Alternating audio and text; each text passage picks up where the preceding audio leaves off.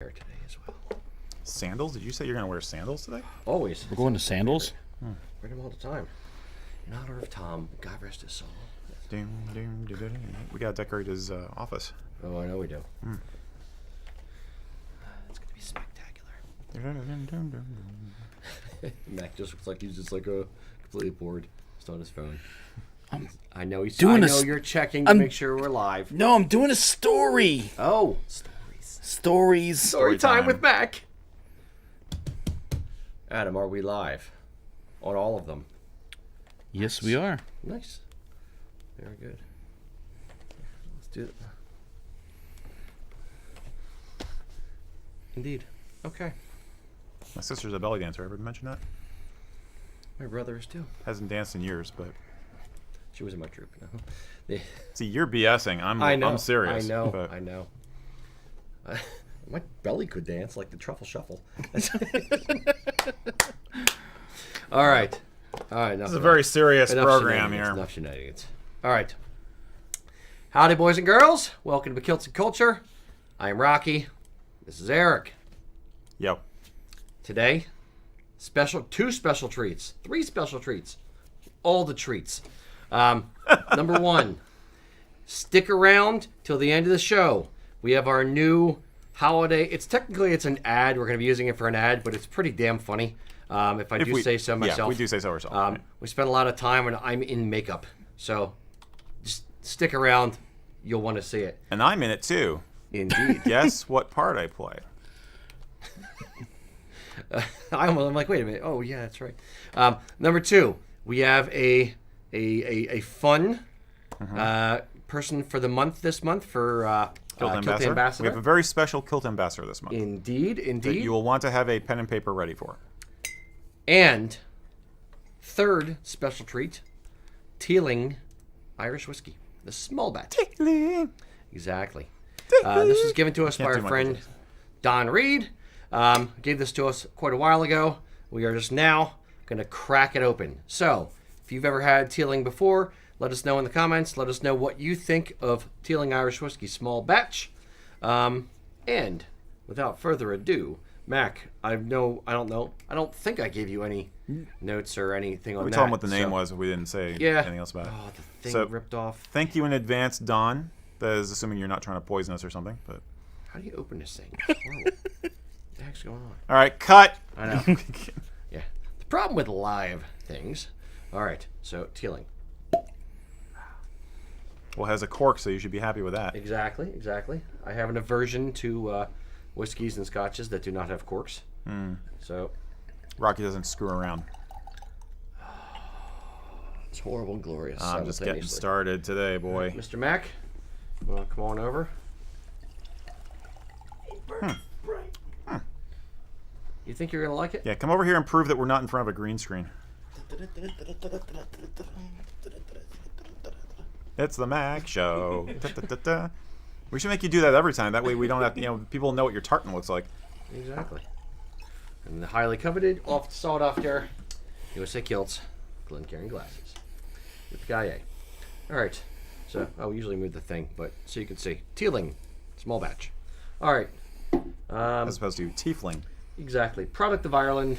Pregnant woman shouldn't drink. 5-cent refund of Virginia. I don't know. That's about all that's on the bottle there. And there's no way in hell I'm going to be able to read any of that. Why do they make the stuff so small? Don't they realize most of the people buying this stuff are like old farts with that are blind as hell? Exactly. Can you read small stuff? The irony of it is you have to hold it further away in order to focus. My wife just taught me the trick where if you're wearing glasses, you actually push them down onto your nose, and it actually brings things into better focus. It's like there's a reason why you have that cliche of of the old people with their glass on their nose is because it actually works. Okay. Yeah. Not with contact lenses. No. But. Anything you have over there, Mr. Mac? Save us, Mac. So what I have is hand-selected casks of grain and malt whiskey are initially fully aged in ex-bourbon barrels, then married together in Central American rum casks for up to 12 months for a unique dried fruit profile.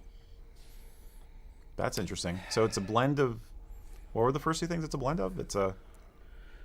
It just says it's do grain and malt. Grain. Okay. All right. What do you get on the nose? Alcohol. I get hairspray, like straight Aquanet hairspray from the 80s. See, Yeah, kind of. Now we just poured it out. We didn't let it breathe. So there's that. We gotta let it breathe, man. I'm gonna swirl for a second. I'd say a little caramel. Toffee. The alcohol and the hairspray is overpowering it for me. But you're leading the witness for me a little bit, but I'd get that toffee maybe. A little butterscotch. Yeah. Describe it It's a little butterscotch. bit maybe. And I would hazard a guess that could be a result of the rum cask. Yes. I would give you that. All right. So unwatered. I'll do unwatered first. Unwatered. I gave you water, I think, somewhere over there. I have water. Okay. All right. So down the hatch. Slancha.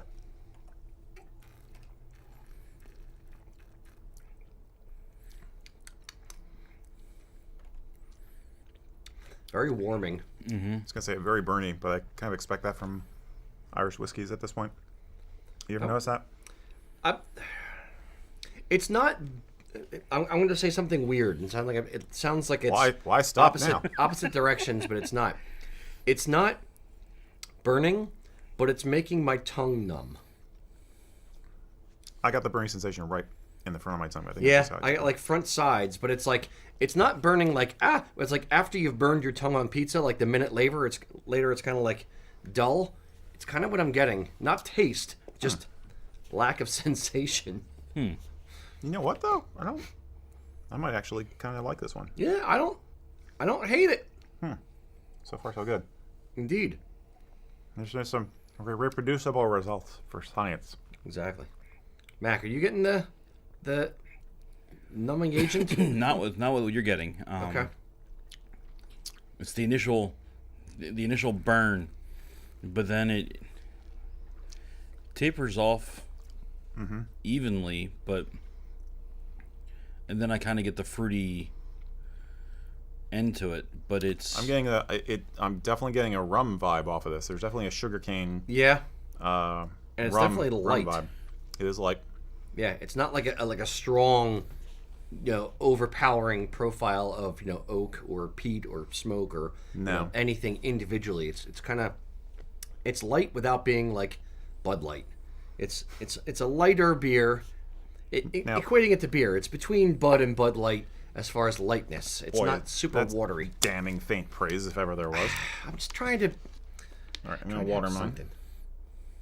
It's not too much water. Oh, I'm gonna add water. Okay, makes sense.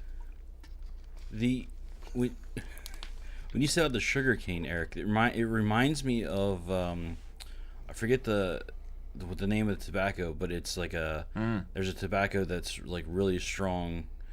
That they have to cut it with Virginia tobacco because of the sugar. You talked about this to me a while ago. Yeah, because of the sugar that's in the blend that they start with.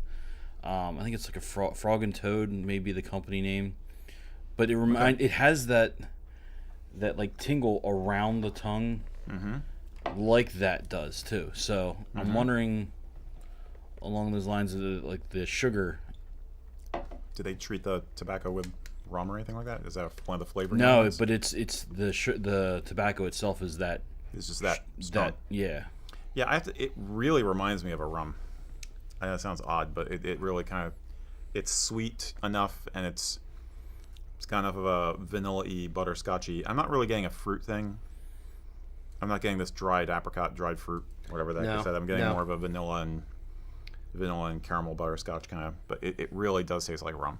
Yeah, but it's like tastes like sugar cane. It's super light without being. None of the flavors like kick you in the tonsils. It's not bad. It's not bad. It's pleasant. Yeah, it's pleasant. Mr. Mack, any thoughts on the drink itself, or are we going to go into scoring? What's your pleasure? I think we probably go into scoring. I think we're kind of at that point. Wow. Pretty fast for us. Yeah. We kind of went right at it. Right at it. Yeah. Well, the water definitely mellowed it out. Yeah, definitely took some of the burn away. I'll have to try that. Yeah. As it is without water, I'm going to go 749. Really? That high? Wow. Interesting. Okay. Good score. Yeah. Mr. Eric. Getting kind of a grassy aftertaste. Like a hay, It's the wheat. maybe. I'll give this like a 6.4.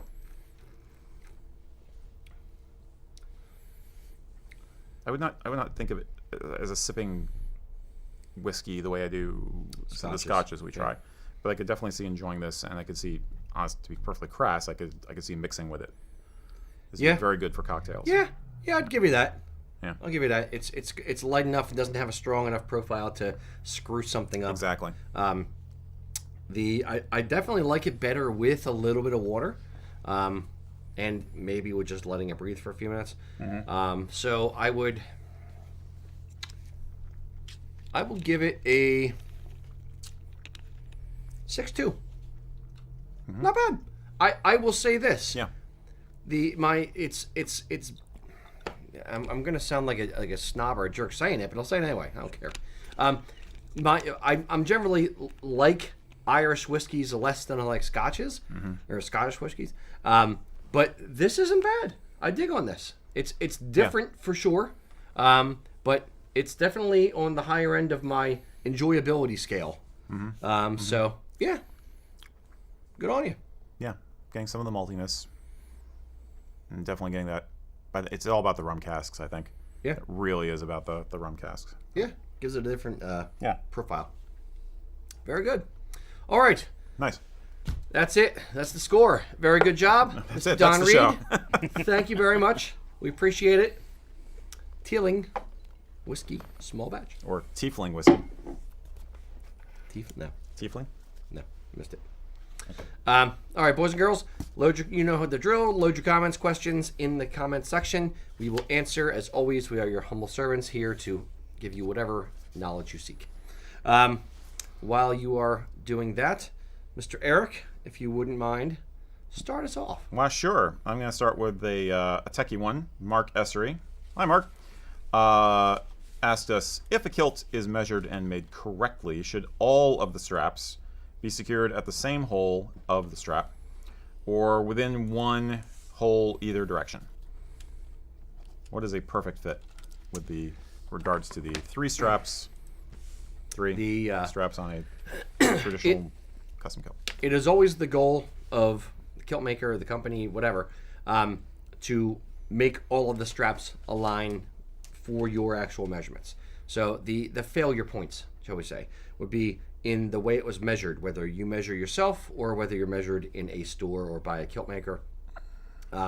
And from the time you get measured till the time the kilt arrives, be that 4 weeks, be that 15 weeks, have you lost or gained any weight? That could affect the fit. But ultimately, the idea is for them all to align, on a particular hole. For some companies do the tightest hole, so that way you can gain weight over time.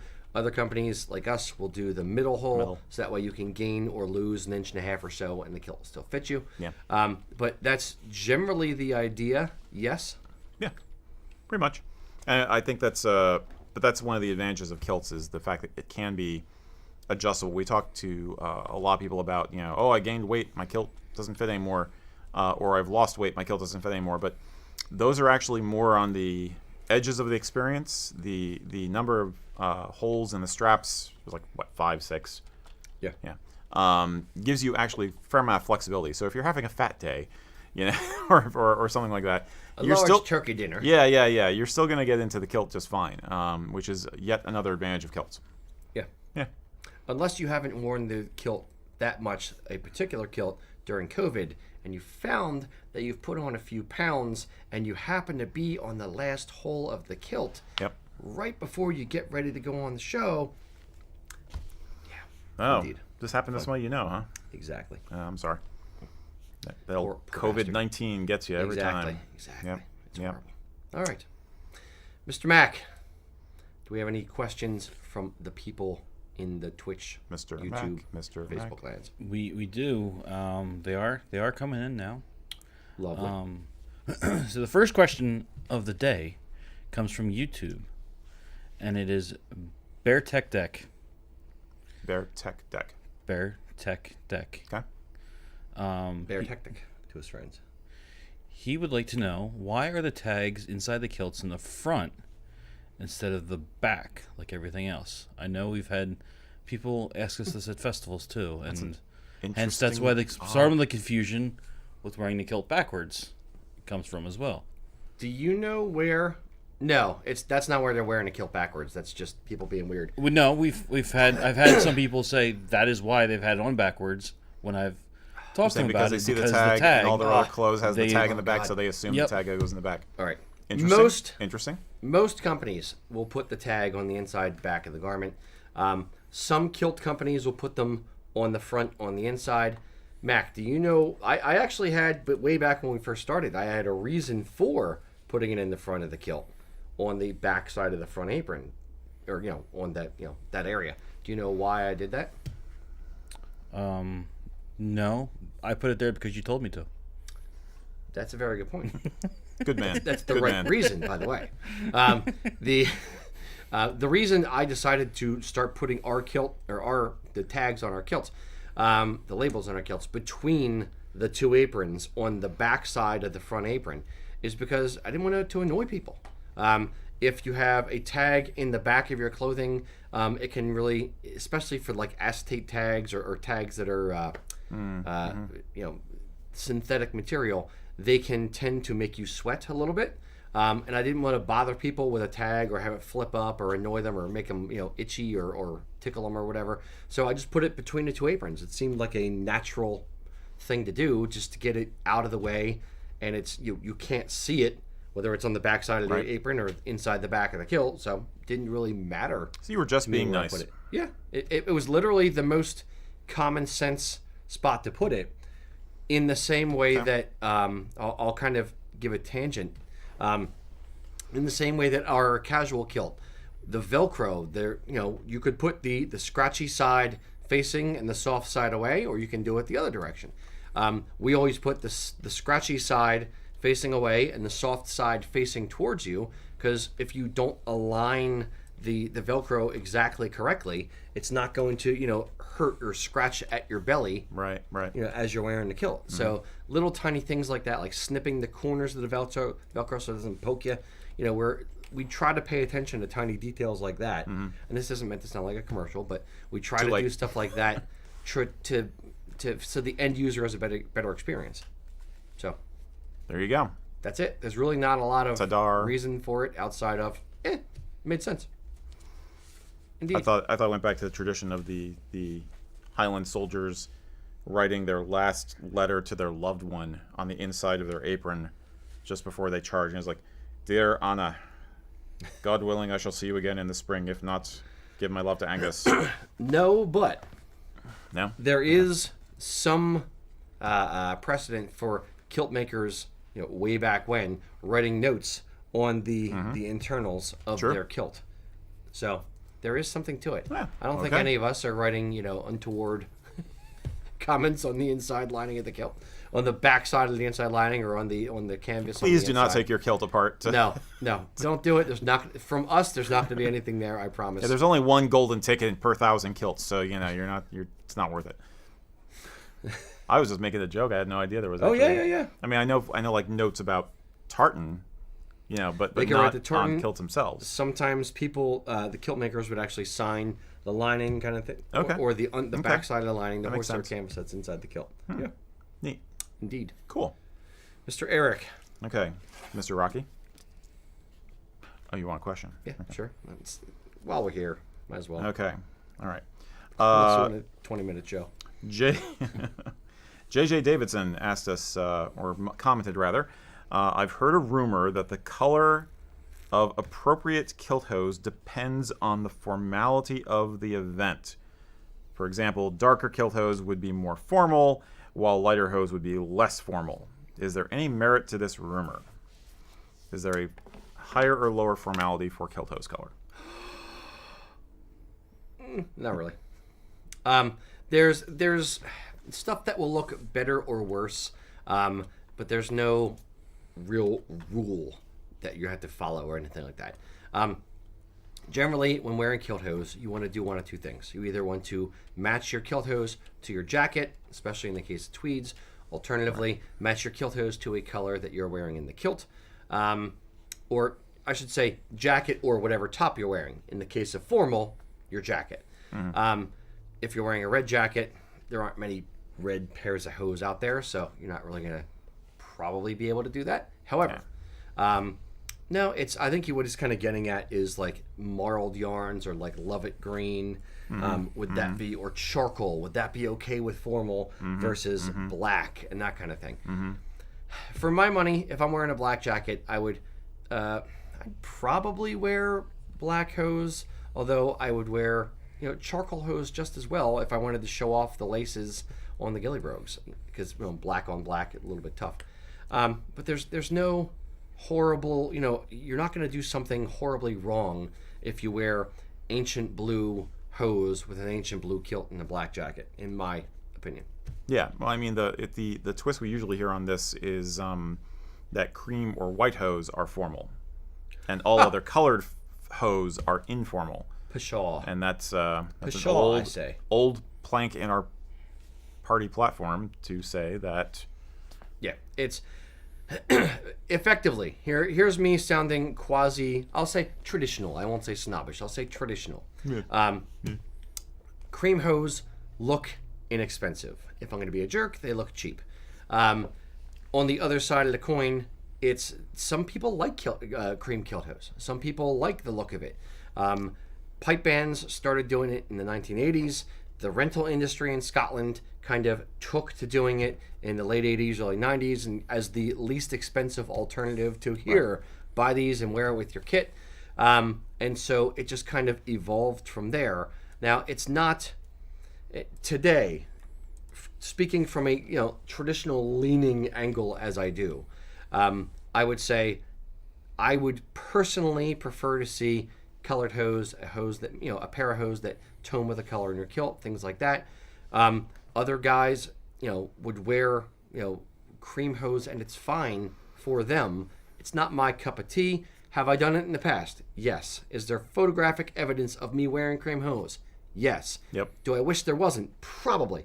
However, it's not the end of the world. It's not a cardinal sin. You will not be strung up by your toenails. They do it in Scotland. They do it in America. They do it in Canada. It's not a country thing. It is it's just a thing. I mean, there's famous YouTubers and personalities and things like that who wear acrylic kilts or cheap kilts or cream hose in Scotland as much as there are in America. So it's not it's not too much of a thing unless you want it to be a thing. I'm kind of rambling. Sorry. I think you're saying it's partly an education thing, partly a budget thing, partly a inherited bias thing. Yes. It's like, well, my dad always wore cream hose, so cream hose should be fine, right? Yeah, but I would say the only one I would take a little bit of issue with is the budget thing from an aspect of nowadays, yeah. I mean, it's there's an so many extra options. $5-10. It's not like it's a ton of money more, or even just black hose and economy hose versus cream economy hose. Yeah, I'll give one exception. I think you could actually make white or cream hose nice for a kind of a winter ensemble with like a dress tartan. That might be kind of interesting if you're going for a very white, snowy landscape, kind of a, New Year's or Christmas black kind of and white vibe. party, white jacket. with a black waistcoat. Indeed. Like a photo inversion. the negative of, never mind. So I'm going to stop there. The it's not my cup of tea, generally speaking, but we sell cream hose. We sell a good amount of cream hose. A lot of people wear cream hose. It's not strictly formal. It's not casual. It's just, it is what it is. Yeah. Bottom line is you don't have to worry about the color of your hose when it comes to formality. Correct. Now, if you wanted to get super fancy, you do argyle hose or diced hose or something like that. That takes your formal to the next level. Yep. Not colored hose. Yep. So it's a whole range. Ultimately, You do you, buddy. You do you. You do you. Yes. On the screen. Indeed. Mm-hmm. I think we need a Nike swoosh. No, let's just do it. Sorry. Let's just do it. Oh, all right. Fine. Mr. Mack, next question. All right. So we have Jeremiah asking if we can do a scale on footwear like we all did with the vests and jackets. Do you remember doing a scale? Yeah. Like, you mean like discussing casual all the way up to formal? Yeah. Sounds like Jeremiah was watching last month. I'm honored and impressed. It was a couple months ago we did the scale where we actually had the... That's true. We did that. Yeah. I think we touched on... No, it was warm flares we did last month. Mm-hmm. Yes. Okay, so a scale of footwear from casual to formal. Now, are we talking like barefoot all the way up to the beloved... I just kind of threw up there. Buckle brogues? Or are we obviously talking... those are the two ends. So when we do this graph, we'll put a pair of feet over here, and buckle brogues over here. Where's my hand? There we go. Buckle brogues over here. Yes, with a small icon of me ready to vomit on the buckle brogues. Mm-hmm. Buckle brogues are white ties, super duper fancy, and they're dumb. Hate buckle brogues. Don't care. Hate all you want. Don't like buckle brogues. Mary Jane's, baby. Okay, so the middle is the challenging part. Yes. I mean, obviously at the very, very low end, you've got sneakers, right? Which we don't always recommend, but plain sneakers can work. I would say you can go even lower than that. And sandals?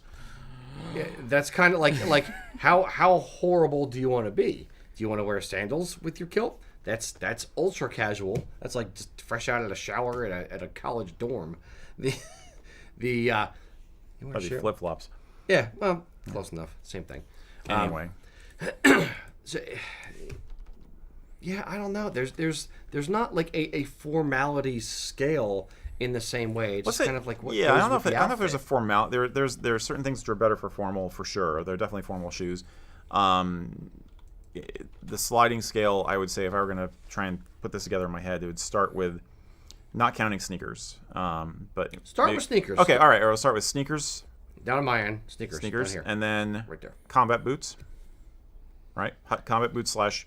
There's a lot of overlap. Hiking boots, ropers, and then ropers without the fringy thing. I don't like the fringy thing. And then you get into Oxford wingtips.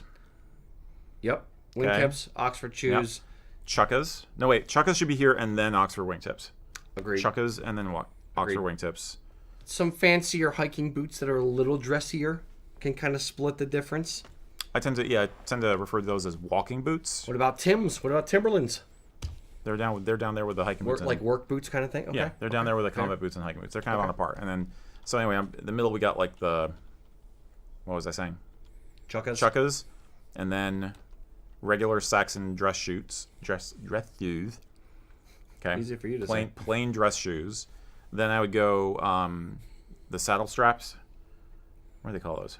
Saddle strap? Would you wear that with a kilt though? I wouldn't, but some people do. I don't think they're necessarily bad, but they're not great either. I think it's bad. And then I would go to brogues, Saxon type brogues. Brogues meaning shoes with a bunch of little like patterned holes in them, which is called broguing. Yes. And then after that, I would go up to ghillie brogues. Okay. And then at the end of that, I would have the buckle brogues. I think the one thing that's an exception is that I don't think anybody wears like high polish patent leather shoes with highland wear. It's too shiny and too plasticky looking to the modern eye. I don't think that's something people do. Whereas, for a tuxedo or for military formal dress, you still will have like patent leather shoes. But I'm not sure many people do that for highland wear, do they?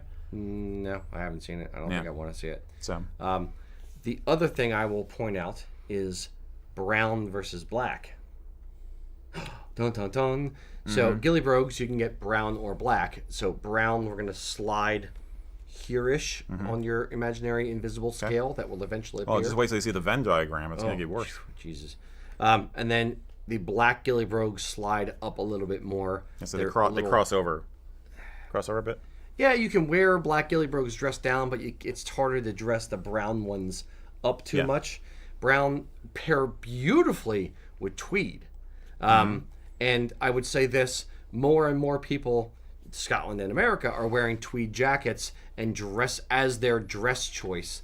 I won't say formal because it's not formal, although they're going to call it formal. Some people might, because it means just super dressy for them. Yeah. But it's not really formal by a traditional definition. They think it's formal because they mostly wear jeans and a t-shirt. Yep. Jinx. Buy me a Coke. Yeah, and there is more Or of a tealing. in Saxon world, there's more of a trend now for guys wearing brown shoes with higher end suits. That's very trendy right now. Yep. You know, it's very Navy it's camel and colors like that. Yeah, Yep. yeah, and it's like not oxwood, like a camel kind of a. Yep. Or tweeds. Brown. Tweeds are hot, out of Highland wear as well as in Highland wear. Yeah. So. But I think that's basically it. It's basically the buckle brogues are the very high end. 90% of the guys we know are going to go with ghillie brogues as their most formal choice. Yep. But Agreed. but it can vary. And then Max said, Well, the audience is also chiming in with where do cowboy boots fall? Where do They fall off the edge of the world when it comes to Highland wear. we're gonna have to repeat a couple of mantras here. But go. the What else? The Crocs, which then we could go into the What about gilliators? That's right. Go right into those. Raiders, yes. Gilliators are strictly a pipe band thing. They're really not meant for civilian dress.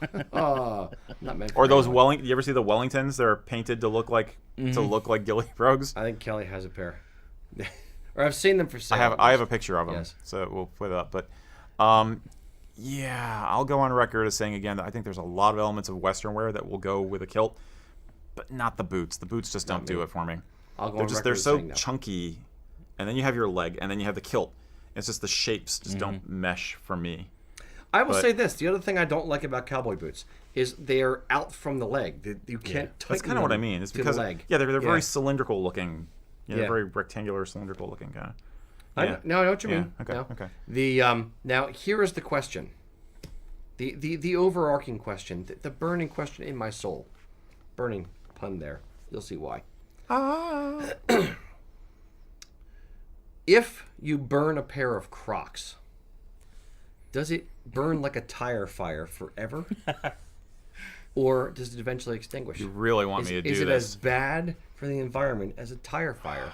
See, I had to bring up the environment. I know. See, now I want to know. burn a pair, but I'm going to feel guilty if I do.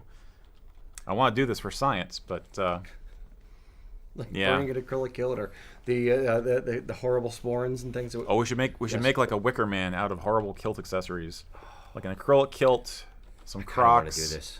We kind of need to have like a big burning festival in the backyard of the shop on the winter solstice. Forget Phoenixville, the Phoenix burning of the bird thing. Phoenix We're gonna make Firebird our Festival, yeah. bring your horrible Highland wear that shouldn't exist, and we'll burn it in the back. You shouldn't. People will take you up on that. You're gonna have people mailing stuff and asking if they can come. Dancing around the fire. All right, fair enough. Like I might just do it myself. Let me give a throwaway to my Western peeps with the cowboy boots. I'd say the cowboy boots. Obviously, the fancier the boot, the more formal it's going to be.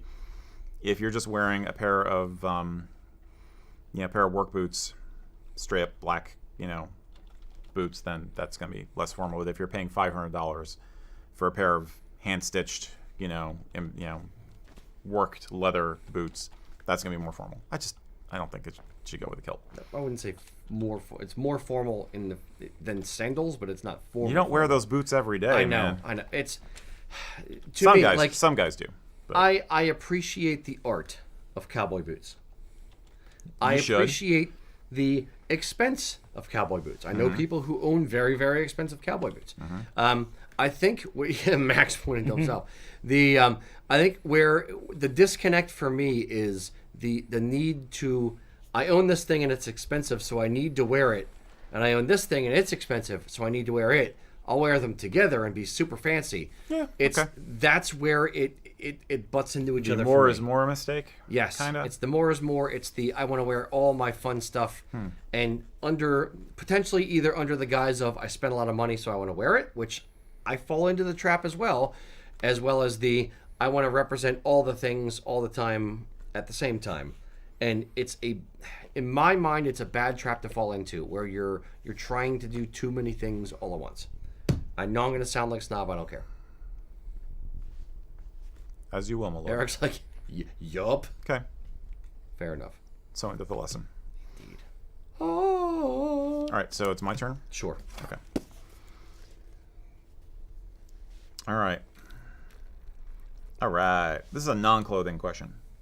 Okay. Sean Patrick McGowan asked us. You're gonna like this. With the current economy, okay, inflation, supply chain issues. Why don't you throw yourself off a cliff? No. Supply chain issues.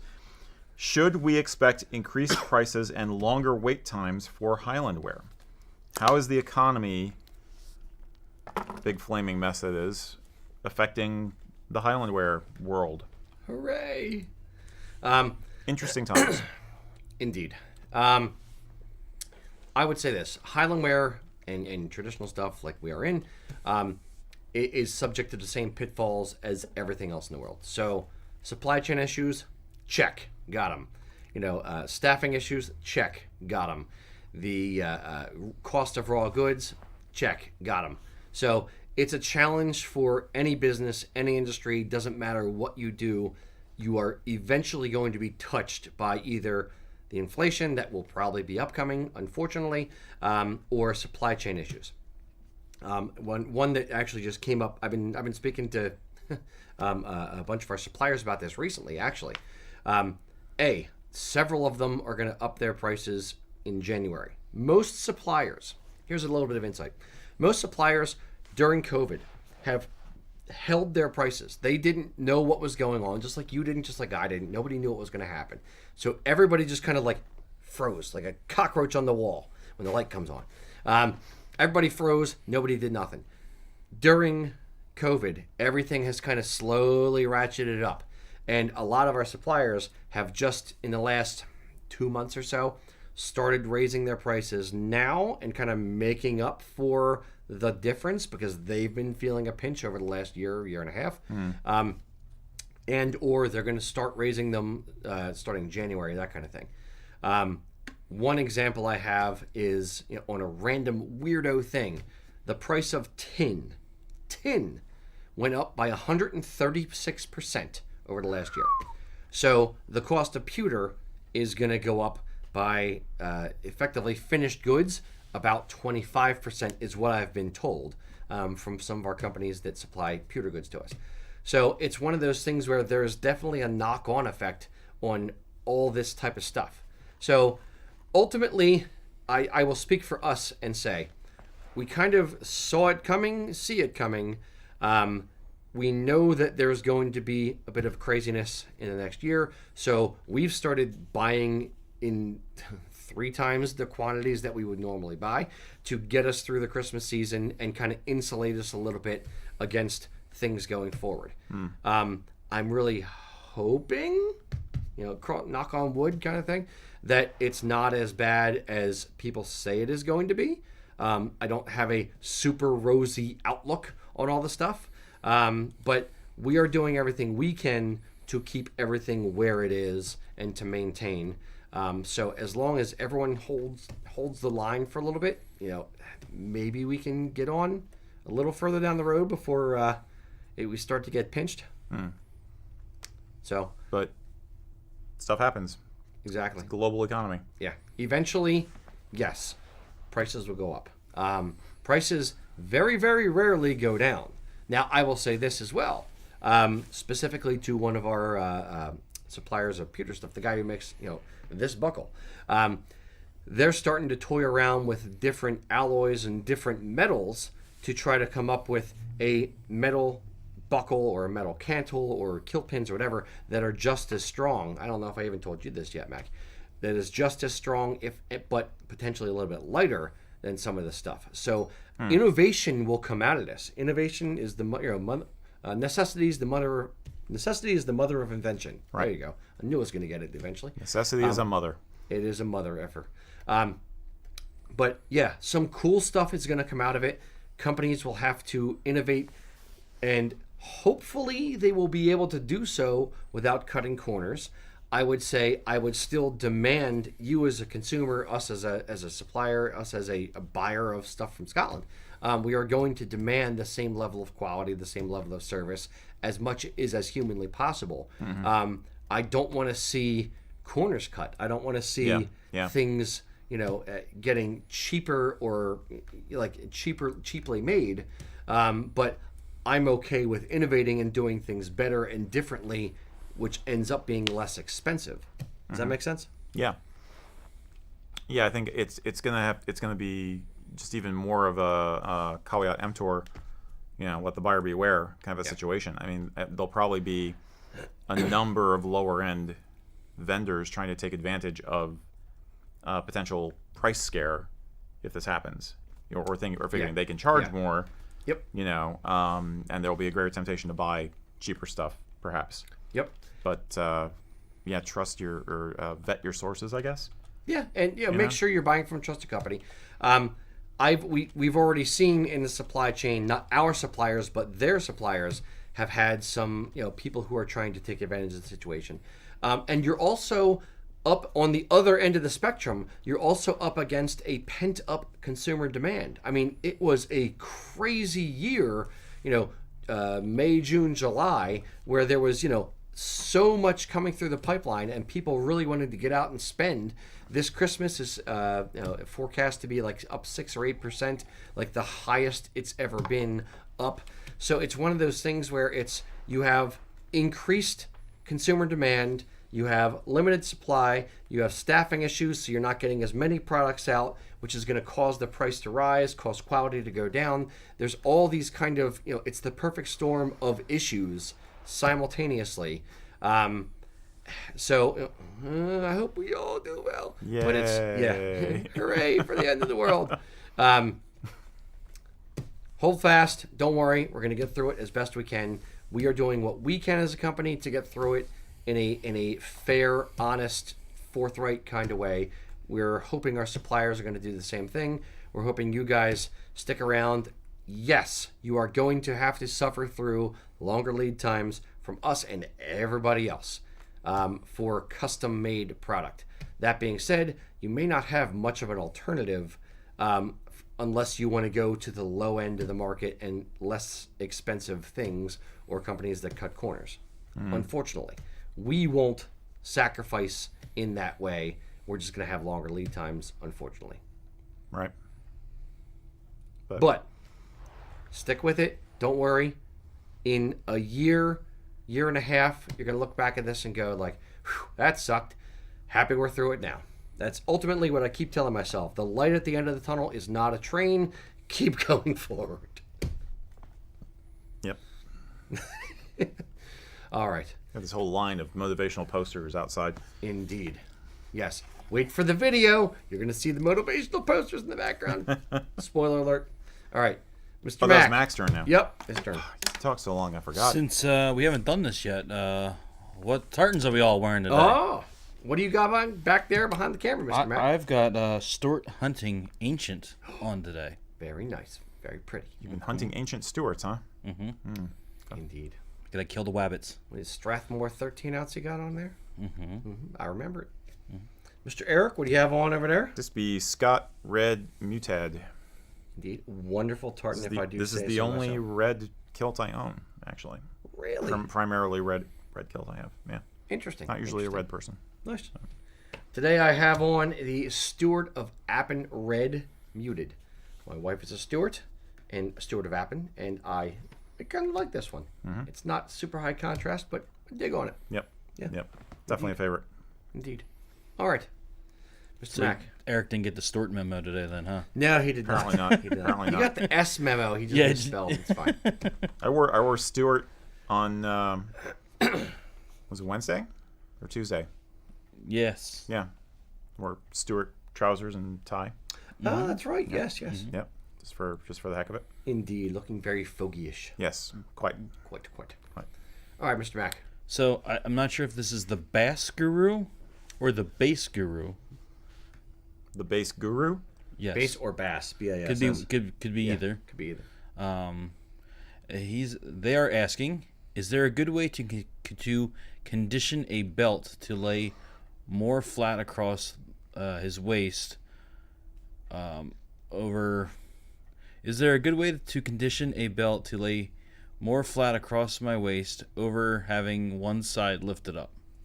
You're just talking about where the belt curls around the buckle? There's my representation of that. Is the buckle. Is he talking front or the back? Okay. It's not saying either way. Okay. I'm guessing it's the buckle issue. But. Okay. I'll start with the back. Here's one problem that. And I'll form the head. Dun, dun, dun, dun, dun, dun. Exactly, the Voltron. It's a Voltron or no? Mm-hmm. Yeah. Exactly. Okay. The a problem that very, very curvy female pipers have, or guys with a large hip to waist difference, is that the belt is stiff and it sits as a cylinder around you, a short cylinder, but a cylinder around you. So if you have a large taper from your waist to hips, it could hit your hip down at the bottom of the buckle or down on the bottom of the belt, but kind of stand proud at the top and gap at the top. Mm-hmm. So no, there's not a great way to, account for that outside of having a curved belt made, which would be exorbitantly expensive. Maybe get a leather conditioner stuff, but then you're going to stretch the belt in a weird way. I don't see it. I don't know if it's worth it. Yeah. What was your other problem you thought? I was trying to... The buckle. I think he's talking about the fact that where the kilt belt goes through the bar of the buckle, it forms a double thickness, and the one side of your belt buckle will stand more proud away from your body than the part where the hook is. Right. So if you look straight down at yourself, it looks part of it is cocked cockeyed forward a little bit, part of it is slanted, part of it's cocked down and towards your body. I think he's hoping to try and get that curve of where the belt folds over on itself flatter by softening it. Yep. There's not a lot of... It's a bad technology. Let's start there. When you put a kilt belt on, you put the belt, the leather belt, through the bridge side of the buckle, and then you kind of double it back on itself and attach it to itself, whether via Velcro or whether via an internal buckle and strap kind of configuration. On the far side of the buckle, you have a little hook, and on the other end of the belt, you have a D-ring, effectively, that hooks into the D. The hook hooks into the D. The problem is you have single thickness on one side. On the other side, you have a bridge and then single thickness hitting the back of the bridge. So one side is 3/4 inch up, one side is 1/4 inch up. That will equal a tilting of the belt away from your body or at an angle to your body. There's not a ton that you can do to affect that. You can squish the belt down as much as possible to make it lay flat, but you're still working against a metal bridge and a single thickness of leather versus the other side. When we designed our buckles, we actually moved the hook back in a little bit so that the buckle sat on the leather a touch to bring it forward, and I'm not gonna blow smoke, it's only like an 1/8 of an inch or so, but it brings it forward a little bit more to help it be a little bit more even and level versus cocked like that. But it is a known flaw with kilt belts, in the same way a right-handed belt and a left-handed belt, there's no standard in the industry. There are known flaws in kilt belts. That is one of them.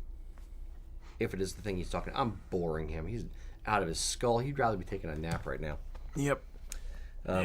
No, I don't have anything to add. I think it's basically, I'm not sure which issue he's referring to, but honestly, the only thing you can do to get a belt to relax, in my experience, effectively, is to wear it. The longer you wear it, the more you wear it, the more of your body heat it's exposed to. Over time, it's going to form fit, and then you can soften it a bit with some leather care, yeah, exactly. Leather care products like that, but kind of is what it is, I think. Agreed. So Sympathies. Good luck, Godspeed, sympathies. Yep. Exactly. Mr. Eric. Now it's my turn. Okay. Indeed. All right. I'm gonna try some more of that healing. That wasn't bad. You do that. It grew on me. Okay. All right. One. What? Just asking Mac if he needs more. Mac, you need some more whiskey? How's it going over there? Not quite yet. Okay. Not yet. Okay. One merciless Ming will rule the galaxy. Says, though not of Scottish descent, I am a U.S. Navy veteran. What, in addition to the U.S. Navy tartan kilt, would be appropriate for a female to wear for daytime and also a formal event? Now, I'm not sure if by also they mean something that you could do that would do double duty, or if they're looking for more of a breakdown of formal to informal tartan traditional attire for women. Right. We'll attack this head on. Remember, this we're talking about a veteran. Correct. Mostly interested in wearing the U.S. Navy tartan is the impression I got. Correct. What can you wear that would be both formal and casual for women? Nothing. Like sash, but in one piece, like, no, I wouldn't do it. You're crossing the streams. Let's attack this question in the form of our lovely scale. We're gonna do multiple scales today. Another scale. Another scale. Let's do this scale vertical. Oh, okay. Over That's easier to do because otherwise I'm going to knock Indeed. your whiskey out of your hand when I go over here. So, that'd be All right. So, let me see on the camera there. Okay, right there. That's top of the scale. So, starting with formal, we will work our way down. It's easier to do. And as you get down the scale to the lower end, it's really a lot more just personal preference and what you like and your personal style than the higher end. There's a little bit more rules. Let's also state that this is for speaking from convention. What is formal? Yeah. This is not our opinions on what women should or shouldn't be wearing, what they're allowed to wear. Right. This is more conventionally speaking what is generally accepted for formal wear. Like the averages of what you'll see if you look at photographs over the past several decades. Things that have not really changed much. Correct. So, formal event, black tie, ball gown kind of thing for a woman. You can start by, let's start with full-on tartan, as much as you got. You can buy either silk or lighter weight wool tartan and have a full-on ball gown made out of tartan. There's plenty of examples. Just Google, tartan ball gown, and you're going to see a lot of stuff out there that are like over-the-top, beautiful, well done tartan ball gowns, head to toe. Some with corsets, some without. It's some really, really neat type of stuff.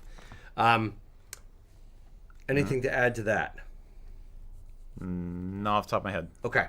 Keep going, man. Next level down, I would say, sticking with the ball gown things you can do. You can incorporate tartan into a ball gown if, let's say, you're having it made. It's super high end, super custom, whatever. Right. If you're having a ball gown made, and you kind of would have to if you're going to go for your particular tartan, unless you happen to be a steward. Right. So, if you want your tartan in a ball gown, you don't have to go full tartan ball gown. You can do some panels or the corset section up top or the upper portion. I'm saying corset. Bodice. It's corseted. Bodice. Thank you. Or you can do panels in the gown as tartan. I've seen things like that. Yep. That would be very nice, very classique. Anything in that level you can think of? No, I think we just to be clear, I think you'd also be including evening gown in this. Yes. So ball gown is like extra foofy usually, Billowy, yeah. And then evening gown is less so. You're more of a modern silhouette or a more streamlined, slimmer silhouette. And then beneath that, you would have cocktail dress, I think. So. Well, even before we get to cocktail dress, you can do a regular, if you happen to have a ball gown or a tighter fitting, more form fitting dress, you can incorporate tartan in another way. Right. You can do a tartan sash. You could do a shawl, which you'd probably end up taking off. You can do a clutch in a tartan or a small purse in a tartan. You can do a boutonniere in not necessarily tartan, but you can do like heather or a thistle. Oh, okay. Take the stabby bits off. Right. You can do other nods to Celtic, Irish, Scottish heritage. Maybe use rosettes for some Yes, things. rosette, Possibly. something like that. Yep. Indeed. So you can incorporate little bits into the most formal outfits. Once you get down to cocktail dress, you were going to say. Yeah, I was just going to say cocktail dress would be the next category down as far as I can tell. That's the next category down. Fair enough. So, yeah, that's going to be harder, I think, because they tend to be even more form-fitting, even more simple. I think cocktail dresses are generally very, very minimalistic. Agreed. They're not froofy. Yeah. So how you incorporate the tartan into that one, I'm not sure. It's either the fabric itself or it's a combination of fabrics in the design. But yeah, again, and cocktail dresses are, I'm assuming, usually bought off the rack, kind of thing, or tweaked to fit. If you sew a waist yourself, sash might work well with one. Yeah, waist sash, Yeah. or a regular sash, depending on the dress itself. Or if you're handy with needle and thread, perhaps you can come up with something yourself or replace a panel in it. You can do some funky fresh stuff. Funky fresh, depending on Funky fresh tradition. the event. Yeah. All right, down from cocktail dress. Well, then you're getting into Or day wear Parallel types or of. hostess skirt or kilted skirt would be Right. kind of parallel. I think that'd say be to cocktail. Yeah, that'd be. Yes, I think a hostess skirt would work for a cocktail hour, and semi-formal occasions, and also day wear. So probably in that sense, a hostess skirt is probably the closest thing to a single garment that can stretch over multiple Bridge the gap. times of day, types of occasion. The longer it is, the more it works for a formal setting. But you get into with the day wear. Again, you got the working back down. You got kilted skirts, which can work for day wear. You got the traditional kilted skirt. Then you have tartan circle skirts and tartan A-line skirts. That's where I was going to go. Yep. So, And for those that don't know, the difference between a hostess skirt and a kilted skirt is essentially the length. A hostess skirt is more ankle length, and a kilted skirt is kind of like mid calf. So, and then you can change the length of one of those based on your personal preference, personal style. And then more casual end of the spectrum would be a billy skirt or a mini kilt or things like that. right. Yeah. Right. Or tartan trousers. Yep. So, Indeed. Tartan blazer. tartan you can blazers. do. We see If a lot you want of to have like a tweeds. pantsuit kind of thing. There are a lot of women's tweed jackets and vests, which are a feminized version of the menswear. That's been true since the Victorian days, in fact, or Edwardian at least. But so that's another option. Yeah, I mean, we do have more women who are actually, this occurred to me because the person asking is a Navy vet. We do have some women who are wearing men's type kilts now. That is becoming more of a thing. How much you would stretch that into formal versus informal is going to depend on your style. Like if you're wearing a masculine outfit for a same-sex marriage or something, that's going to work fine. If you're wanting to wear it just because you like the look of it, you're going to have to choose what works with it. You're going to have to decide where on the masculine feminine spectrum you want to use that kilt. It's becoming more common, but still not standard. You know what I mean?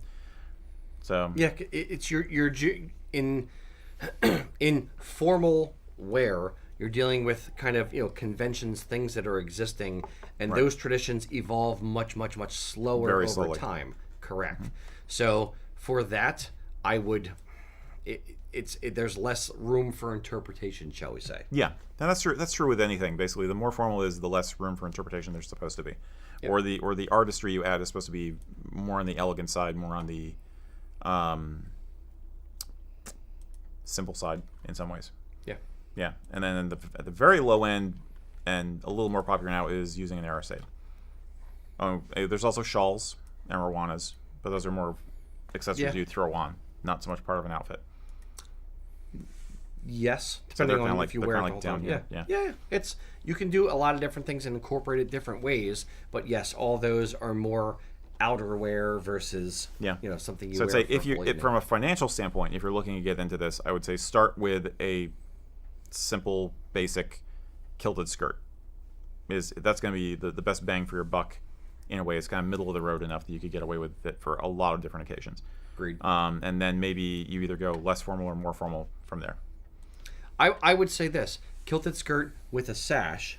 Sure. From an aspect of Yeah. you can accessorize other things with the sash. Yep. So it's not like you're just throwing your money away on it. Yep. If you want it, it's just like a fly plaid for men. It's best if you're going to wear the sash with a kilted skirt, with a hostess skirt. It's best for it to match. So the best thing is to buy it at the same time as the other elements of the outfit. Mm-hmm. There you go. Hope that helps. It's not simple. There's no simple answer. Nope. So. Indeed. Cool. Mr. Mack. Well, I think before we get to our next question, it's time for that special.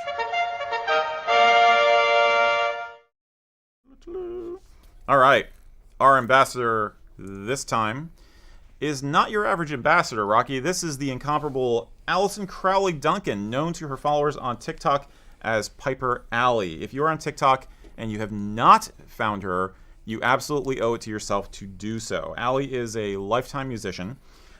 She was not born with Scottish descent, but she was when she was 12, she was adopted into a family of her stepfather, who is a Duncan, and she fell in love with the highland pipes. She had been a musician since she was 5, just plucking on a piano, apparently.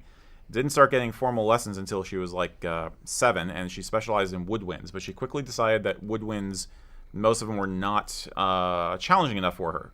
So as soon as she got in touch with this Celtic heritage from her adopted father's side, she kind of went, something clicked. And it was like, ding, aha, bagpipes.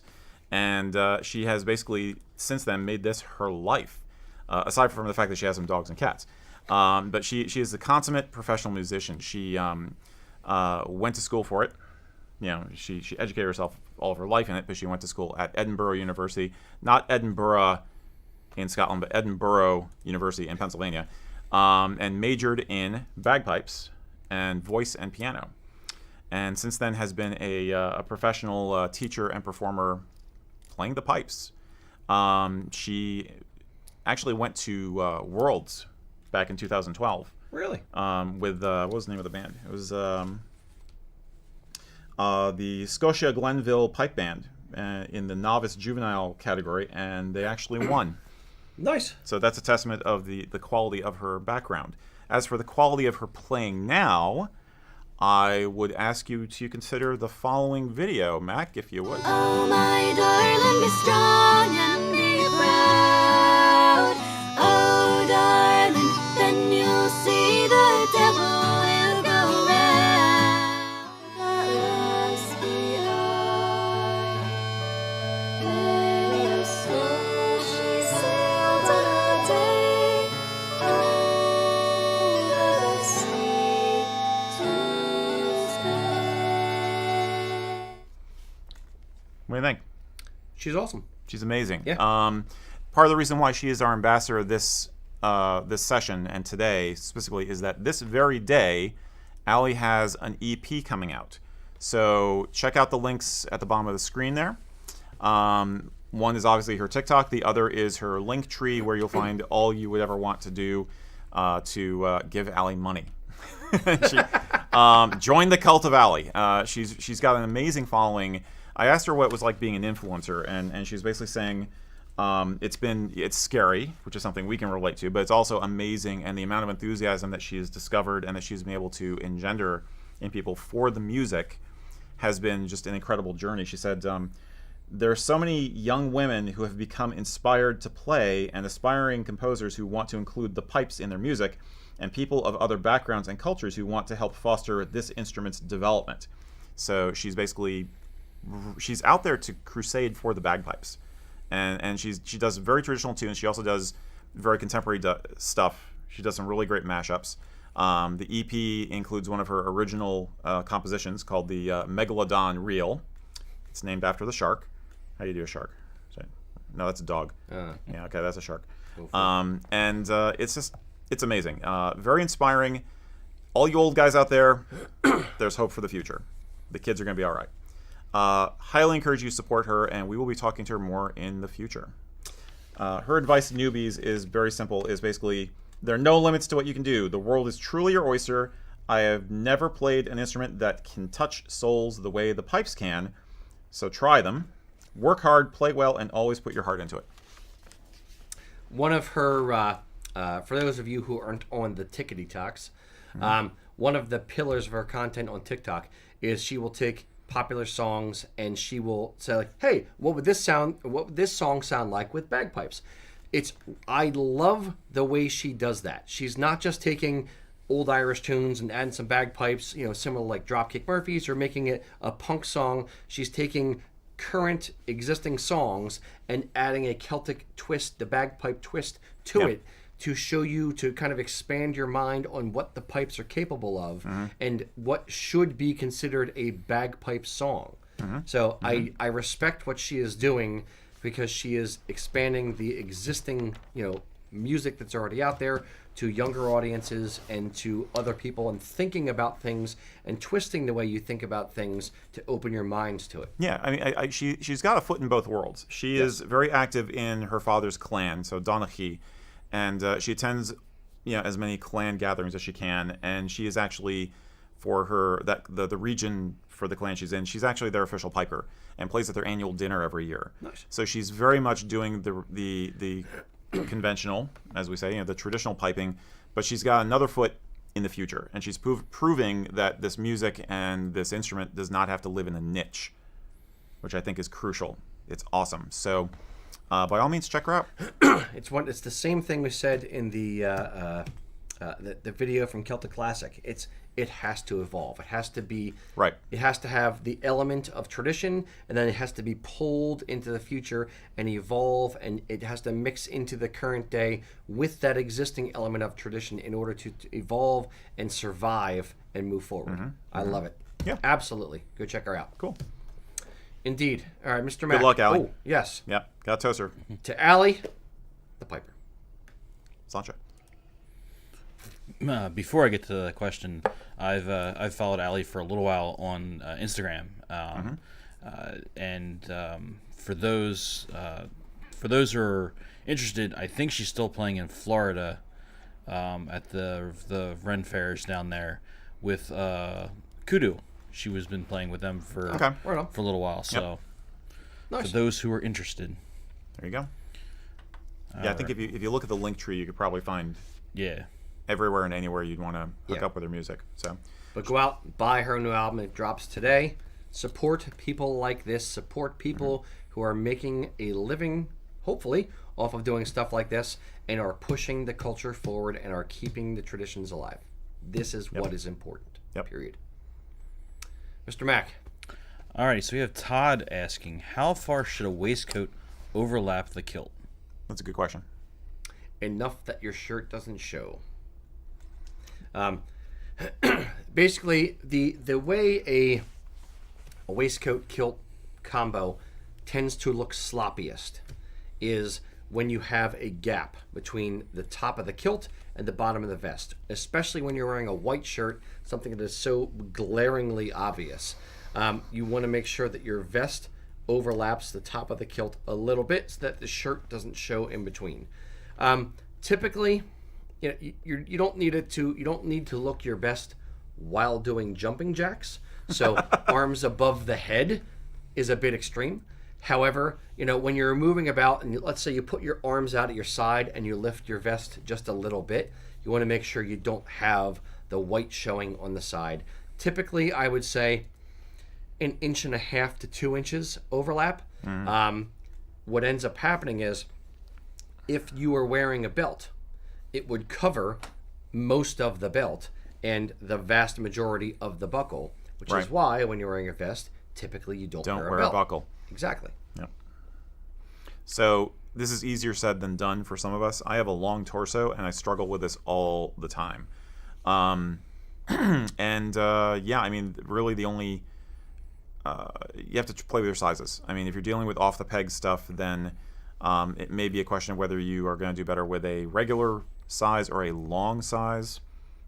But other than that, you're looking at bespoke if you want to be really persnickety about it. Some people with a long torso will actually do okay with a Saxon vest, which is cut longer. I'm one of those people. I do okay with it. Not perfect, but it helps my problem a little bit, but it's not what I want for formal attire. I want a proper highland vest to go with my proper highland jacket for anything that's other than casual. So it's a hack for casual wear, but not for regular wear. Again, if you have a long torso. Long torso and belly, and a larger belly, I think we both have the same challenge with this. And it's not uncommon. I mean, because if you look at Saxon wear, this is why in the era when you were meant to wear a waistcoat or a vest with your suit all the time, you had fishtail backs on trousers, because they knew your shirt was going to pop out. So they built the pants to be higher up on your back and supported by braces, so you could circumvent that problem and things would stay tucked where they were, and your pants are like all the way up to here. Hence the joke about Grandpa with his pants up here. So it's a hard one. It's a hard one to deal with. It is, especially when you're wearing a Prince Charlie. A Prince Charlie jacket and vest, I'm going to put them together. The side of a Prince Charlie coatee, or the jacket that comes with a Prince Charlie, is cut much higher. So it barely reaches the top of the kilt. Same thing with the vest. So I'm going to go a slightly different direction. Guys that tend to like to wear their kilt a little bit lower or under the belly, it doesn't look good when you're wearing a Prince Charlie jacket and vest, because when you wear it that low, you then have to get a longer Prince Charlie and a longer vest to meet the top of the kilt. When you're wearing your kilt at the proper height, 2 inches above the belly button, you end up meeting the top of the kilt when you're wearing the correct length vest and the correct length jacket. If you try to wear your kilt lower, or if you get a shorter vest or you have a longer torso, it becomes a problem, and then you have that gap, and it looks a bit sloppy. No, we try to encourage people not to wear a kilt below your belly if at all possible anyway. Some people still do, but it really is meant to be up around the navel. Again, every body is different, and sometimes it's easier said than done. For casual occasions, hey, sweater vest, no gaposes here. Sweater vest with a dickie. I don't own a dickie. I do own an ascot, however. Fair. I was going to say the other thing would be, if you're not talking about a formal occasion where you really should have a vest, like with a PC, or if you're doing an Argyle kind of a thing for a dressier occasion, then you're kind of stuck. If it's sharp day wear or like cocktail hour, maybe you skip the vest completely and show off that beautiful belt buckle you have, and just the jacket and tie. Go for that level of sharp day wear instead, because you may be more comfortable, and you don't have to, if you feel like you're constantly having to like tuck your shirt in, maybe just dispense with it. Yeah. Or if you're just worried that like, oh, is my shirt showing? Oh, dude. Right. You keep pulling the kilt up, kind of thing. Yeah. The other option, of course, is to duct tape the shirt to the inside of your leg. Just like down your butt and everything. Just tape yourself into the shirt first. Isn't there like a pair of garters or something that holds the socks up and the shirt down and like squish it in the middle? Yes, they're ridiculous. But okay. It would work. It shouldn't, but it does. Yeah. Yeah. Hope that helps. Hope it helps. Probably not. All right. Is it my turn? Sure. I think it is. Whoever's turn it is. It is my turn. Okay, this is another question for the ladies again, and I am honored to announce that we have our first question submitted by a Jedi. Ahsoka Tano would like to know, why are Arisaids not more commonly worn as kilt, or not as commonly worn as kilts? Why as are great kilts? Yeah, this says kilts, but I think you could say great kilts also. Why are Arisaids not as commonly worn as great kilts? I think there's a couple of ways to answer this, but we've often said in Highland wear, men tend to be the peacocks, versus almost every other culture, men tend to be the peacocks in this versus the women who tend to not. So men get the cool stuff.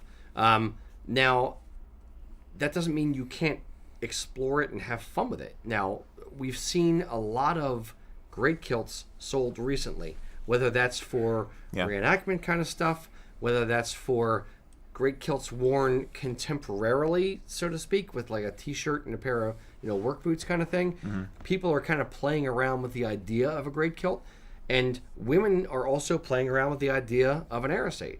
So Yeah. you can play around with it and do both. It's not as popular just because it's fact that it's, for us going to sales figures, we're not selling as many as we are, to men. But we're seeing an increase in Arisaids at the same rate that we're seeing an increase in grade kilts. Yeah.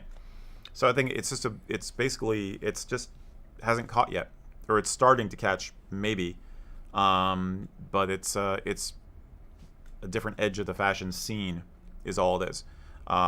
You definitely, from a reenactment standpoint, you see plenty of women wearing Arisaids if they're doing like 17th, 18th, or 19th century, Scottish women's attire. But we don't spend all of our weekends at reenactments. So it may be what you're seeing out there on the streets is different from what's happening in terms of sales. Mac? Can you quickly explain what an Arisaid is? There's some people who are not necessarily understanding what that is. Arisaid is an island in the South Pacific. It's famous for its rum. Arisaidian rum is delicious. No, an Arisaid is basically it's a great kilt for women. It's it's somewhat less yardage by average. 2.5 yards ish. 3 yards ish. And it's basically based on your average body size of a female human versus a male human. It was worn very similarly, not on its own, typically. That's the difference. Yeah, not on its own. You would have an underskirt, but it would basically be worn as a wrap, often going up as a shawl. Sometimes there's one style wearing a great kilt where you have it belted, but you bring it up almost like a jacket-like.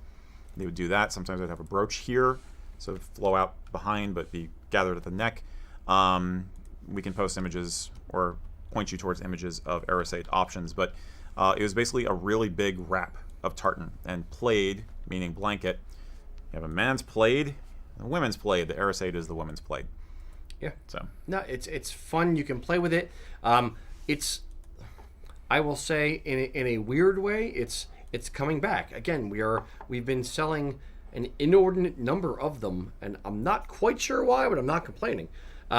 For either reenactment stuff or for just people who want to wear it and kind of mix historical as well as contemporary in an outfit, and they're just exploring their own heritage and putting their own twist on it. We have a lot of guys wearing t-shirts and combat boots with great kilts just for fun, or a dress shirt with a great kilt for fun, not trying to be historically accurate, just doing something that they want to do. Yeah. And women should be able to do that too. sure, I think it's basically we talk about especially with the contemporary clothes with a gray kilt. I've often said that it's basically guys are getting interested in this because of it's like that warrior aesthetic. It's primitive.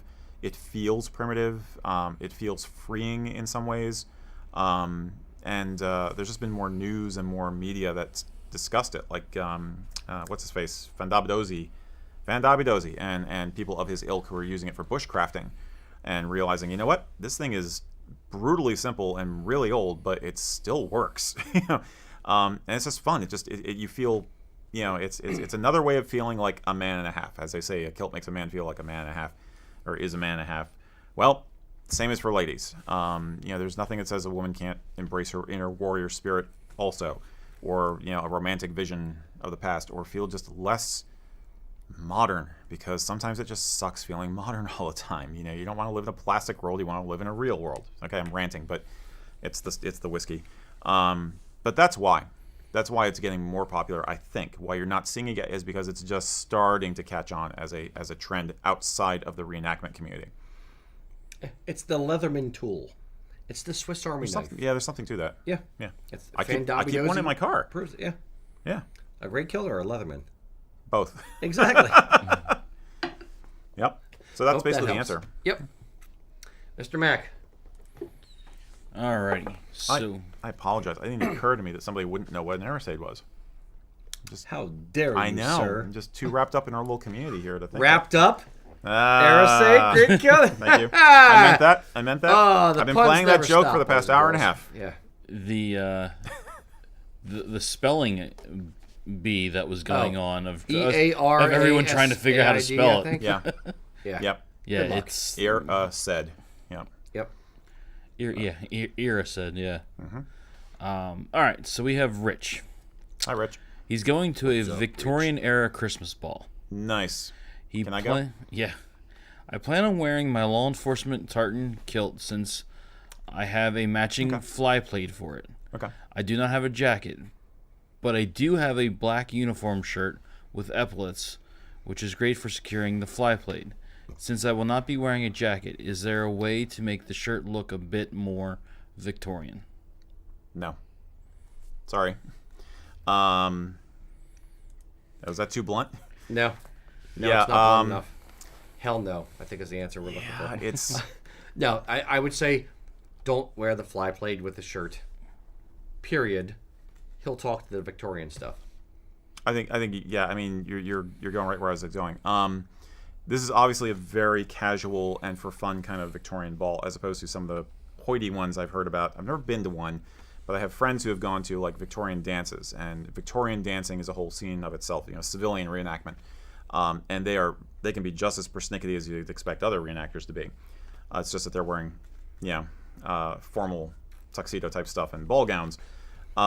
If this is not that kind of party, which I'm implying, I get the implication it's not because you don't have to wear a jacket. I would just leave the fly plate at home, and I would select a something like a grandfather shirt or a reproduction of a 19th century shirt, with the foofy sleeves or something. Epaulets are, while they existed on 19th century uniforms like tunics and stuff, were not applied to shirts until the 20th century. They are very much a crisp military thing from, I guess, World War I on, if you want to be glib about it. I don't know what the earliest example of an epauletted shirt you've seen, but they're basically, epaulets for a shirt were basically just a way to tuck your Sam Brown belt, strap into. I love the look of consternation that Mac has on his face. Well, I depend on that consternation, honestly, because he's got a better Rolodex in his head than I do. But Indeed. It's just not going to look. It's not going to look Victorian. If you can at all do a jacket or a doublet, if you have the scratch, I would recommend doing like a Kenmore doublet or a true Argyle doublet. They're not cheap, but that's a much better option for looking Victorian. But other than that, if it's a casual event, go with a foofy shirt, and don't worry about the fly plaid. Mr. Mac, you had something to add? A lot earlier than I expected it to be. Really? 1795. On Oh, shirts? come on! But they're On not. But British military shirts. They're not wearing it without other layers, though. But that's when the first was incorporated. Okay, but it's not going to look like the shirt he's talking No, not at all. No, the shirt he's talking about is like So- a pilot's shirt, military shirt. Yeah, Yeah. but Yeah. interesting. I got to see that. Yeah, I'll That have to do sounds weird. some digging around on Okay. the interwebs for that I one. look forward to that. And if get you it, out but- there in the interwebs are throwing a Victorian ball and you need a +1, this guy, I'd like to go. he's waiting for an invite. Look how sad this man looks. I can waltz just barely. Waltz into the... No. No, I mean, I know. I I step know. on my wife's feet only occasionally. Fair enough. Like, the toe is healed. It's fine. It's okay. It's okay. She Exactly. still has a limp, but it was a great night. It's a cane now, but it's fine. If you need a +1, ask Eric. If you want to know what a Victorian ball was like, I will still recommend every time watch the old 1930s edition of The Four Feathers. It's a fantastic film, and it really shows what a high Victorian 1890s ball was like. And you'll get a kind of sense of what those are really like. Now, a Christmas party, it could be Dickensian in theme, Yeah. in which case, again, the reenactor shirt, something from Townsend's, something like that would work great. A modern shirt with epaulets is not going to do it. Sorry. But have fun. I think you'll have a blast. It's going to be Indeed. great. And thank you for buying the law enforcement memorial tartan, by the way. Indeed. It means a Thank lot you to for your us, so service. thank you. Remember, boys and girls, small plug, in a half hour, near the end of the show, we are releasing our unleashing Unleashing our unholy creation upon the world. Rocky as Krampus. Stick around. We got a half hour. It's fine. Okay. You just. We're among friends. Okay. They know. You're right. We are. Rocky asked We are. Krampus. There may or may not be a tutu involved in the commercial. Dude, spoilers. Oh, it don't matter. I'm Okay. All right. Fine. just teasing. We it, are among teasing- friends. Just a quick teasing it out, shout out teasing to it out. everybody. You said we're among friends. Quick shout out to all you guys watching. It's a work day still. It's a work day afternoon. Thank you for joining us at what is ostensibly an awkward time for a lot of people. It means a lot. Definitely appreciate it. Indeed. But we get to drink, so that's the good part. They're drinking. They're drinking too. I hope you're drinking too. If just sneak a little flask into work, it'll be fine. The boss won't know. Just pour it in the coffee mug. Just be like, oh yeah, just more coffee, boss. Indeed. All right, so it's my turn, right? Yep. All right. I'm going to do one which is directed at me, actually. All right, Charles Meager, please forgive me if I'm mispronouncing, some time ago, actually, asked, or said, I'm wondering if Eric, being such a big Edwardian fan, owns a pair of Balmoral-style boots, and how he likes them, or for that matter, Chelsea boots or chukkas. So I figured we can talk briefly about those three Sure. not always understood boot types. I do not own a pair of Balmorals, technically. I own very similar brogued Victorian walking boots. But let's go over what these are. They're older than you think, especially chukkas. Chelsea boots.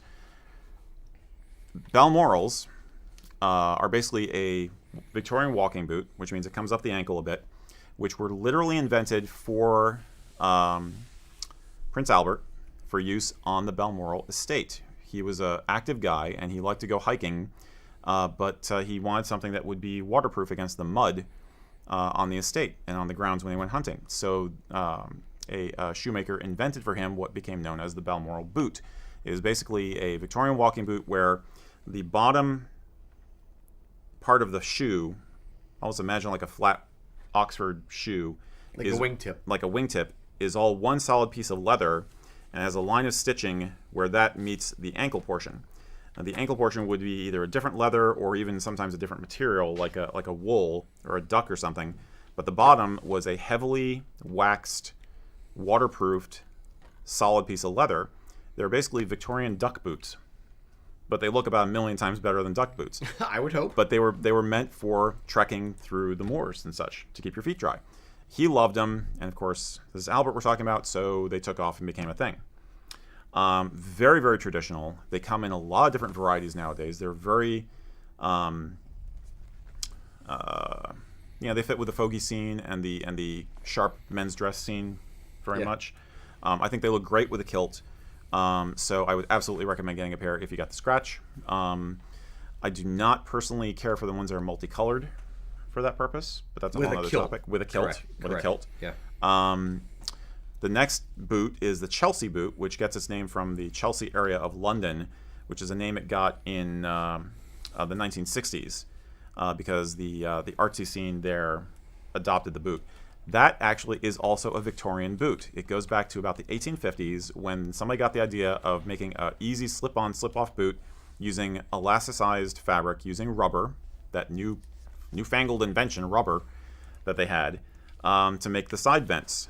And they were sold to both men and women. Queen Victoria owned a pair of Chelseas. Okay. Weird, right? I personally do not like those with a kilt because to me they're emblematic of the 60s.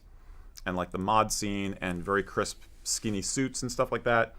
I also wind up thinking of Clockwork Orange because the main character in them in that movie is wearing Chelsea boots.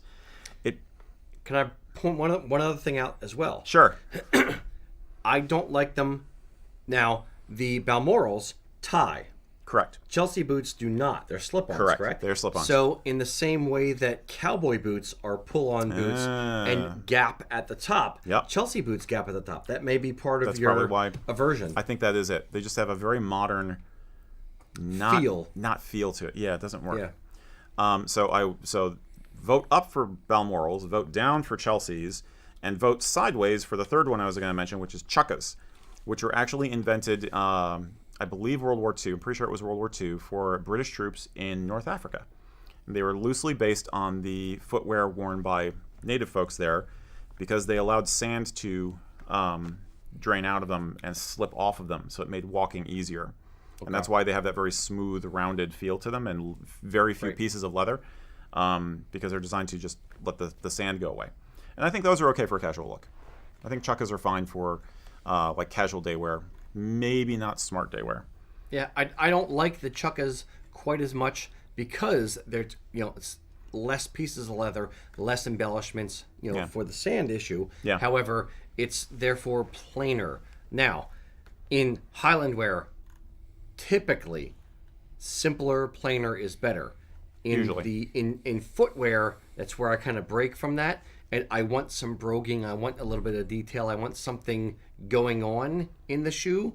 So like a Balmoral shoe or a wingtip or something like that, I prefer to something simple and plain in footwear. I want something with a little more definition to the shape. Like I want a good defined toe, and then chukkas are a little bit blobby looking to my eye. I think is what it comes down to. They look a little bit dope, dope, dope, dope to me. Blobby and dope, dope, dope, dope, dope, dope, dope, dope, dope, dope. Oh, I'm sneaking up on the Nazis. Dope, dope. I just cracked Mac up. Here we come, Mr. Nazi. Yeah. Indeed. So they're very good boots, but for a kilt, I would go with the Victorian walking boots, the Balmorals. Yeah. Yeah, some stuff. It's good stuff. Some regular clothes, Saxon wear, stuff you can incorporate successfully with a kilt. Other stuff, less so. It's a matter of just finding out which ones work and which ones don't, and which ones happen to pair well, and which ones are meh. Maybe leave that for a pair of jeans. And no sandals. Never. Ever. Never sandals. Shot in the face. Nope. I was floored to find out how old Chelsea boots are as a design. That was amazing to me. Yeah. I always thought they were a very modern thing, but yeah, especially as Mac already knew. He's been holding out. And he's like, yeah, everybody knows. Who that. doesn't know? Everybody knows. Like, of course, Chelsea boots are that old. How do you not know this kind of stuff? Sorry, Mac. You want to sit here? Mac. I'm gonna give the show over to Mac. Yeah, indeed. That would be funny. Wouldn't that be funny if one of us sat on the computer one time? On the computer? Well, I mean, no, like at the controls. Like a lot of letters coming across the So screen. literal. No, that'd be weird. It would. Could be fun though. We do that for April Fools. Or no, April Fools. We gotta wear pants. We gotta do something, or just like we're just like behind the chair, like Kilroy, just nose out from behind the chair. So I want puppets. I want Muppet versions of us. that's gonna cost a lot of money. God damn it. Not necessarily. We know crafty people. It's true. If you can make Muppets, let me know. I want a Muppet of him. Yes. In a in a purple purple sheriff, sheriff yeah. Muir. Now wearing Celtic Nations Muted in the same time? No, There you go. Never. I want to have a serious discussion with a Muppet to my left. I'm down for this. I love it. I love this idea. Okay, I'm sorry. I'm rambling. William Wallace is rolling in his grave. Indeed. Sir Walter Scott too, probably. Fair. Better. Yes, Sir Walter Scott. Quite. Who was that? You or Mac? That was me. All right, Mac. What do we got? Mac's still trying to figure out about Chelsea boots. No, we have Stray Cat saying that everyone needs to wear the kilt towels for April Fools instead. Okay. I can see that. I like it. It's almost too easy though. Yeah, it's a low bar. We have to spend a stupid amount of money on dumb shit. Yeah, we're good at that. Nobody actually cares about. We're good at that. Like a Krampus costume. Not that you'll see one in 15 minutes. Mm-hmm. Just saying. We could do it in 10 minutes so we have enough time to talk about it if you want. Okay. You want to do it in 10 minutes? 10 minutes. Ooh, countdown is Okay. on. All right. Let's try and help people learn about kilts now. All right. Mac? We must.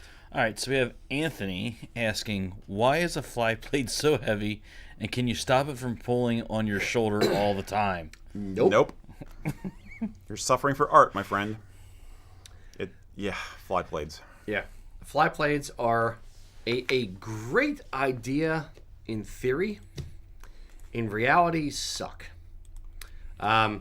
If you are going to be cynical about it, fly plaids are a way for the mill to sell an extra yard and a half of cloth. They look nice in photos if you've adjusted yourself, but they're not fun to wear. What he's talking about is the fact that, you know, when you're wearing a fly plaid, it hangs down to the bottom of your pec in the front and, you know, up over the shoulder through the epaulette and down your back to effectively the top of your hose, bottom of the kilt, a little bit lower than that. Right. There, 90% of the weight of a fly plaid is going down your back. So what ends up happening is it's pulling up slowly or quickly on your shirt or on your jacket, and kind of pulling it back, so you always or almost always look disheveled wearing a fly plaid. A plaid brooch helps to balance it a little bit depending on the weight of the plaid brooch, but it's not stopping it from yanking up on the shoulder. So every time we outfit a wedding party in the store, I will tell the best man, if the groom's getting a fly plaid, it is your job right before all the photos to make sure that you're yanking down the jacket and making sure the fly plaid isn't, you know, pulling the jacket back up over the left shoulder, so it looks less crazy in the photos. Yeah, it's basically and modernly, we're not talking about use of plaid brooches historically, but modernly, the main point of the plaid brooch is to catch on the epaulette to keep the fly plaid from falling off. It is a counterweight and also a catch. You know, just a little hook to, which I don't like because it basically limits you. If you're going to wear a fly plaid, then you have to wear a jacket with epaulettes, right? Yep. We will sometimes, if people are really worried about it, we will recommend safety pinning the back of the fly plaid to the back of the jacket lightly, so it's more secured. You know, so it's not just all pulling, but it's actually caught in two places. The brooch tends to look best if it's a little below the epaulette, like about here, but that's not where it's naturally going to want to be. So it's always going to ride back up to this. It's a classic example of Scottish romanticism leading the art of the clothing and trying to harken back to something, obviously the Great Kilt, and the use of plaids in military uniforms, you know, through the mid 19th century. Excuse me. And it's just, it's awkward at best. Yeah, it looks great for photos, but that's about it. Yeah, it is. We'll still sell you one. Absolutely, but it is the antithesis of form follows function. It is Right. useless.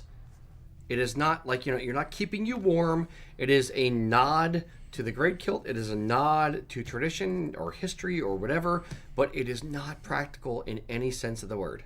And the brooches do look awesome. Let's face it, the brooches are gorgeous. They're really, really cool accessories. They are totes adorbs. Yeah. But bling bling. They are not practical. Yeah. It's a big, expensive thing that doesn't do much. So, did I wear one for my wedding? Yes. Yeah. As soon as I got to the reception, took it off, forgot about it, never wore it again. Yeah. For the photos, it looks good. You feel like a superhero with a cape. But it is not practical. Pretty much. And again, usual caveat we give, it is meant to be worn with a jacket.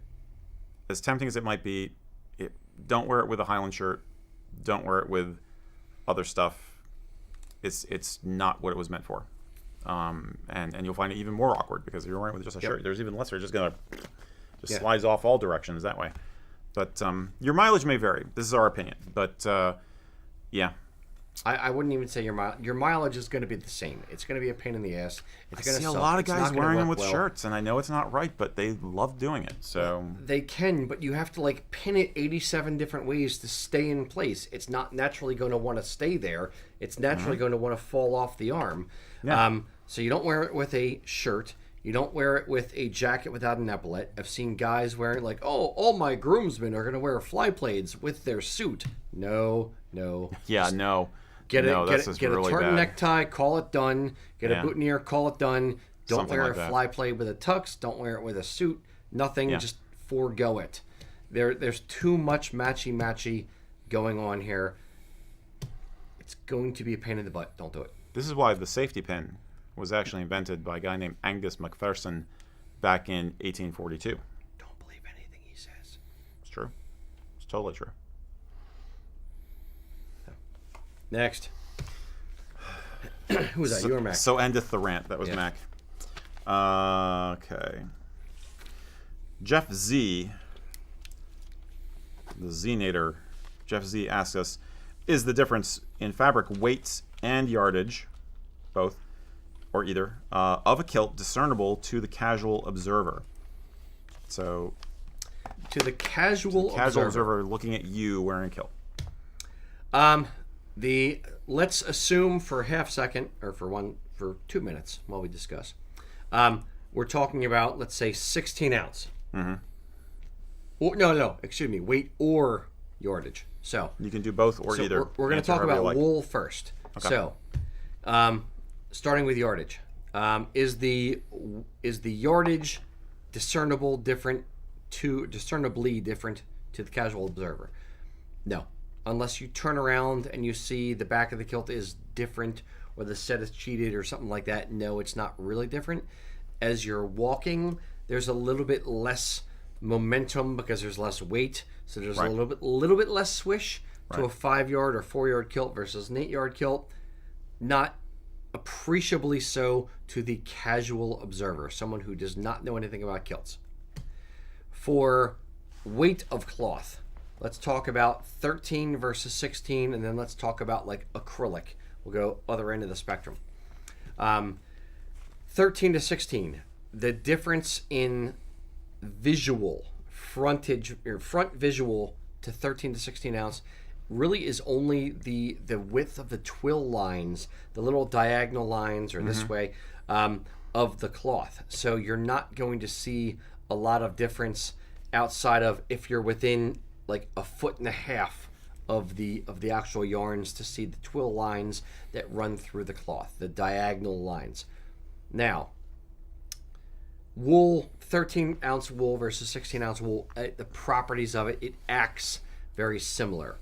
Now, when you get into a different fabric, like acrylic or something like that, not meaning to poo-poo acrylic, but I'm going to for a second, there is a difference in the way that the cloth lays to what I will call the life of the cloth, meaning like how it looks. I like that. How it acts. Thank you. So yes, there's a little bit of a difference. Now, if you take an acrylic kilt on a person and stand it by itself, the casual observer, underscoring the word casual, will look at it and go, yep, that's a kilt. Yep, looks fine. If you take a wool kilt by itself and put it in front of a casual observer from 5 feet or so, yep, that's a wool kilt, that's a kilt, looks fine. When you put them side by side, you will likely have the person, the casual observer, look at them both and say, okay, they look similar. I'm not sure why, but this one looks a little bit nicer than this one.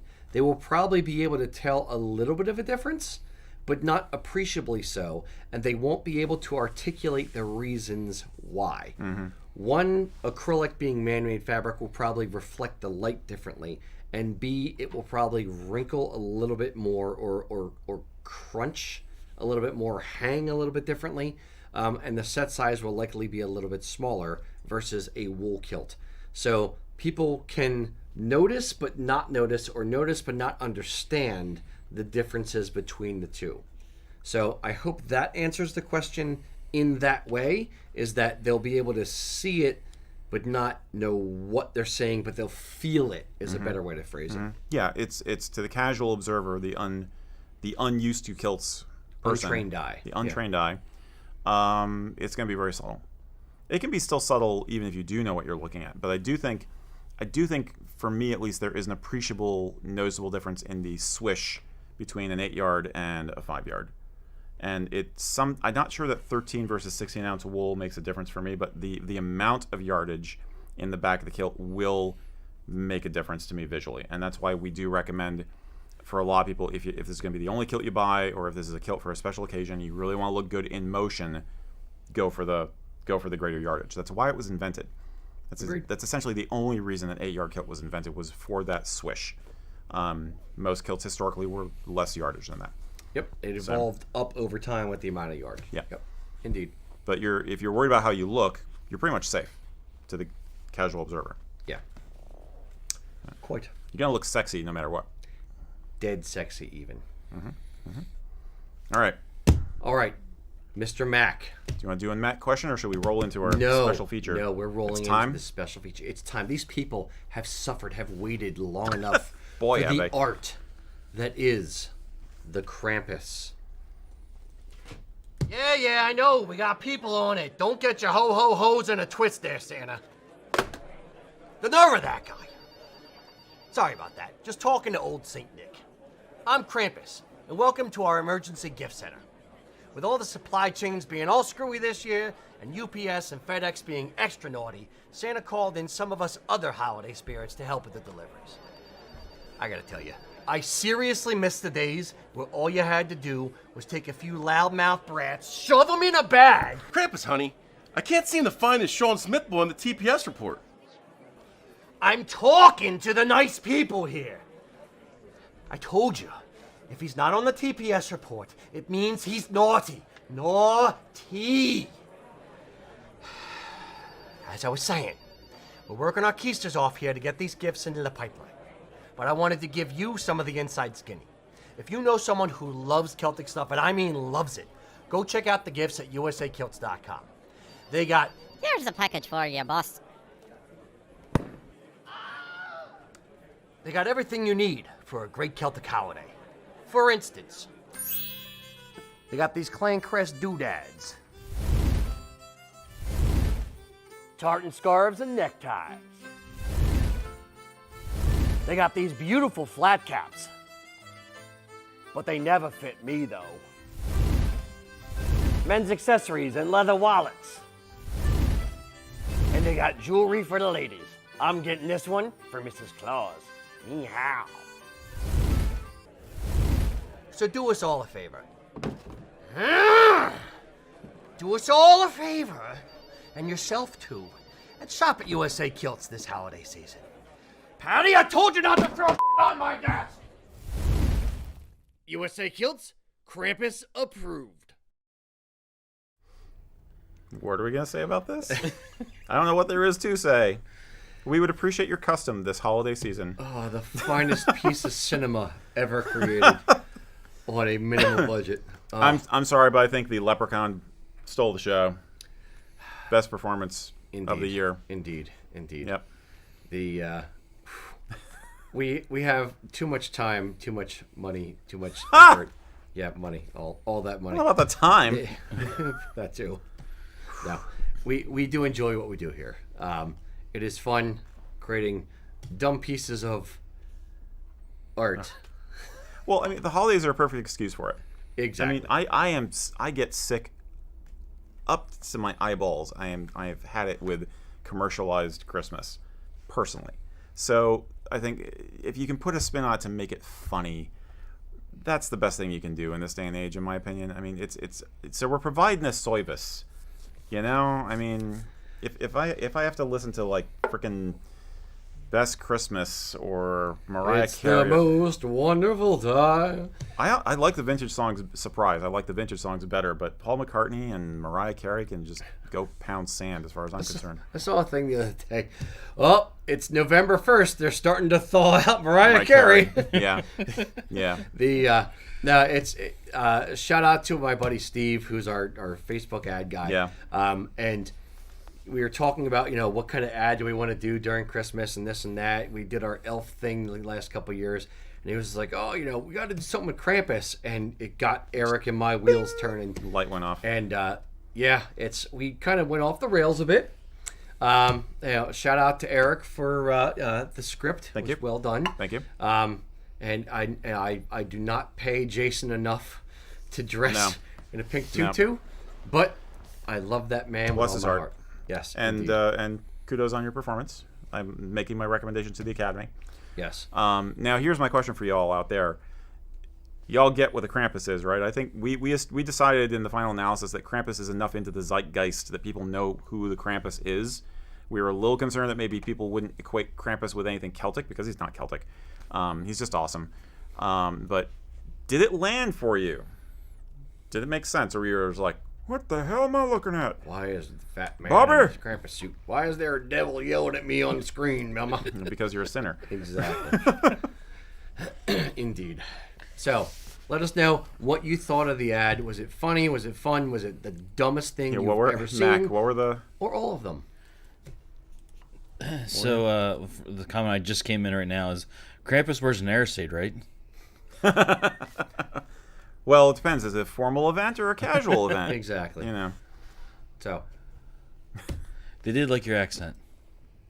the bit of Jersey. It was kind of the Jersey, working class guy. You bit of Jersey in there, yeah, of course, yeah. Yep. Gotta do the Jersey thing. Mm-hmm. Yep. Little aggro.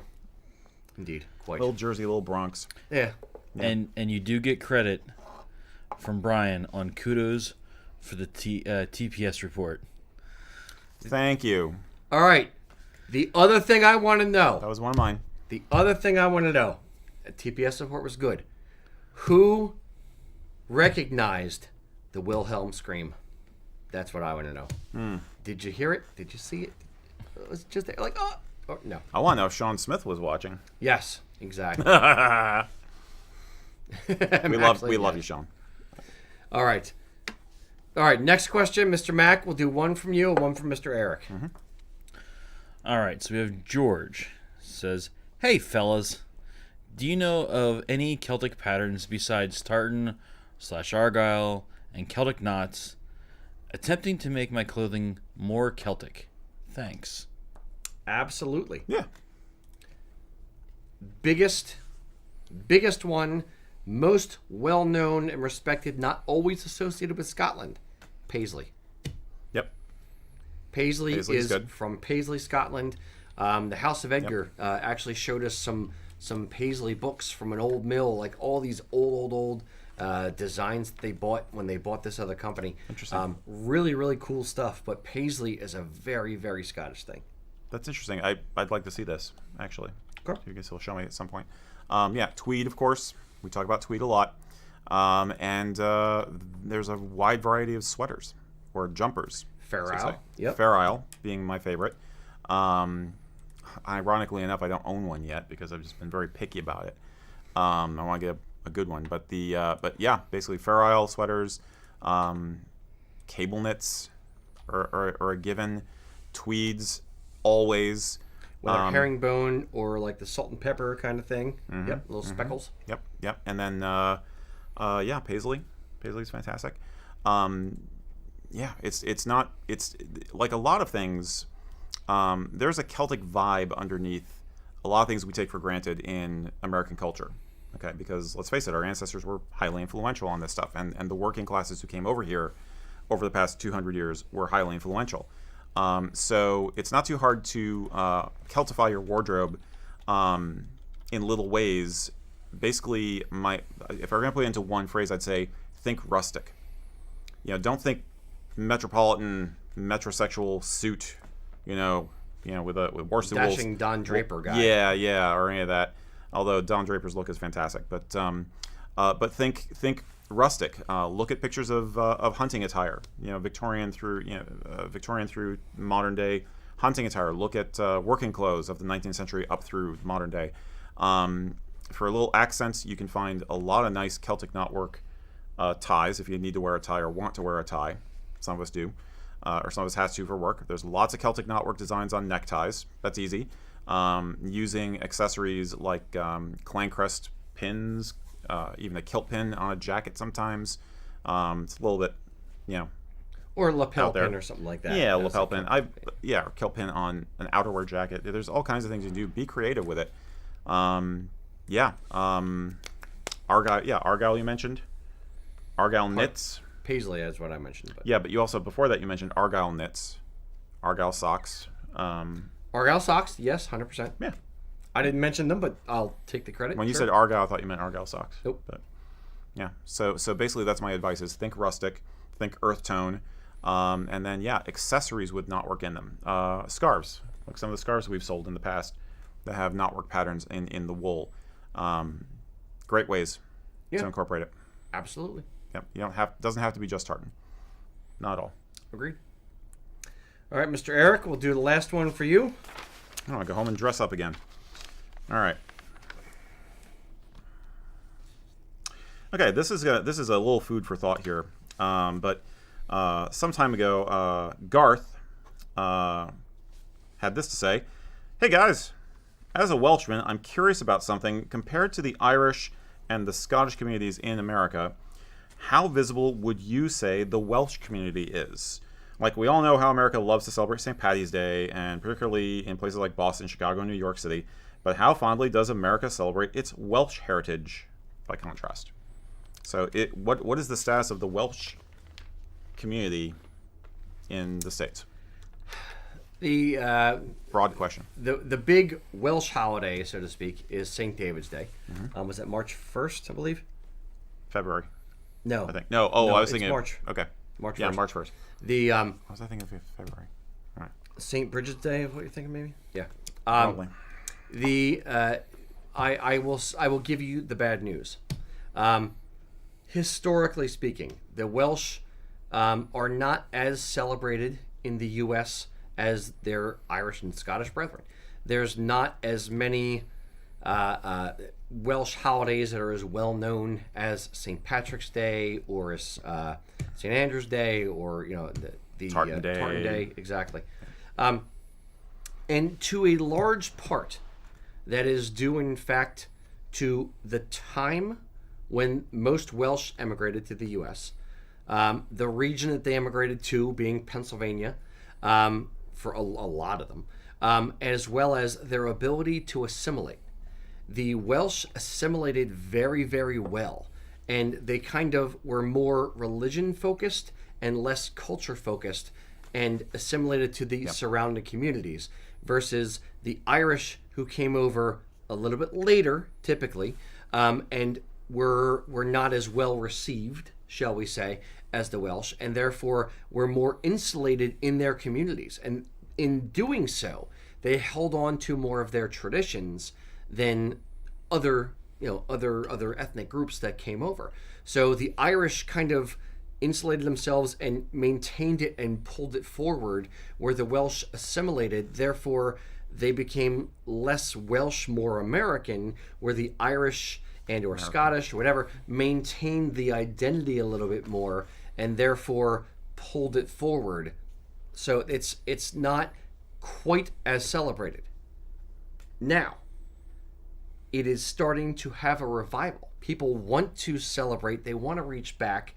They want to see where their ancestors came from. So there is a resurgence in the interest in Welsh things, in Cornish things, in all kinds of different communities. So it is being, I won't say reinvented, because it's not being reinvented, but it's being re-explored, rediscovered, where it was kind of lost for a period.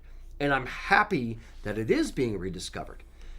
We're only a few generations away from losing certain things. So the fact that we are now rediscovering them and pulling it forward and pulling the tradition along with us renews it, and it puts it back into the zeitgeist, and it makes our kids be proud of what their ancestors went through when they came over to this country and all that kind of stuff, and it repackages it and it refines it and brings it forward in a similar way to the Irish experience or the Scottish experience and those kind of things. Yep. Yep. Not that much to add. I think there is some preservation of subtle Welsh traditions. Like I had a girlfriend when I was in college whose family's Welsh, and they made Welsh cookies, and they had a couple of spoons hanging on the wall, but that was about it. I mean, the Welsh traditionally, not always for the most honorable of reasons, but the Welsh have been closer associated with the English since like the 9th century. Okay, so it's I'm going a little too far back. Let's say the 12th century. Yeah, 12th century.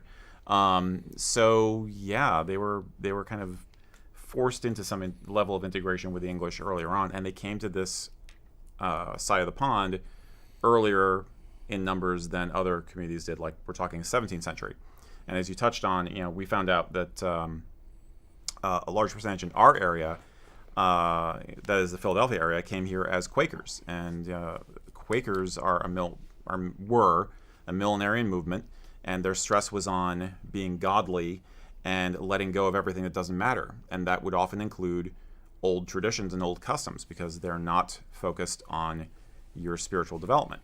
That's the way it is with young millenarian movements like that. So yeah, they were very subdued. I think they've been a little subdued ever since, but it's definitely changing. I mean, we found an image of they actually lit up the Empire State Building with the colors of the Welsh flag. Yep. So it's there. We need more people to get out there and do it. Yeah. So if you are Welsh, start looking into it yourself. There is a younger but burgeoning Welsh kilt tradition. There are companies in Wales who produce Welsh goods.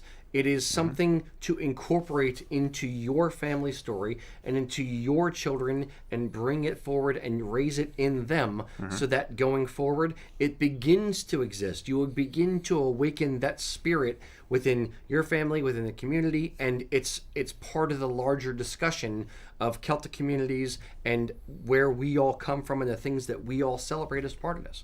yeah, yep. Absolutely. All right, boys and girls. Question of the day. Should it be Krampus related? Nah, we'll leave it go. What is one thing that you want your significant other or your family or whatever to get you for Christmas Celtic related? What is the part of your outfit that you are missing that you want to have in your outfit? Number one request from you. Let us know in the comments. Okay. Until next time, boys and girls, Slán Java. Slán Java.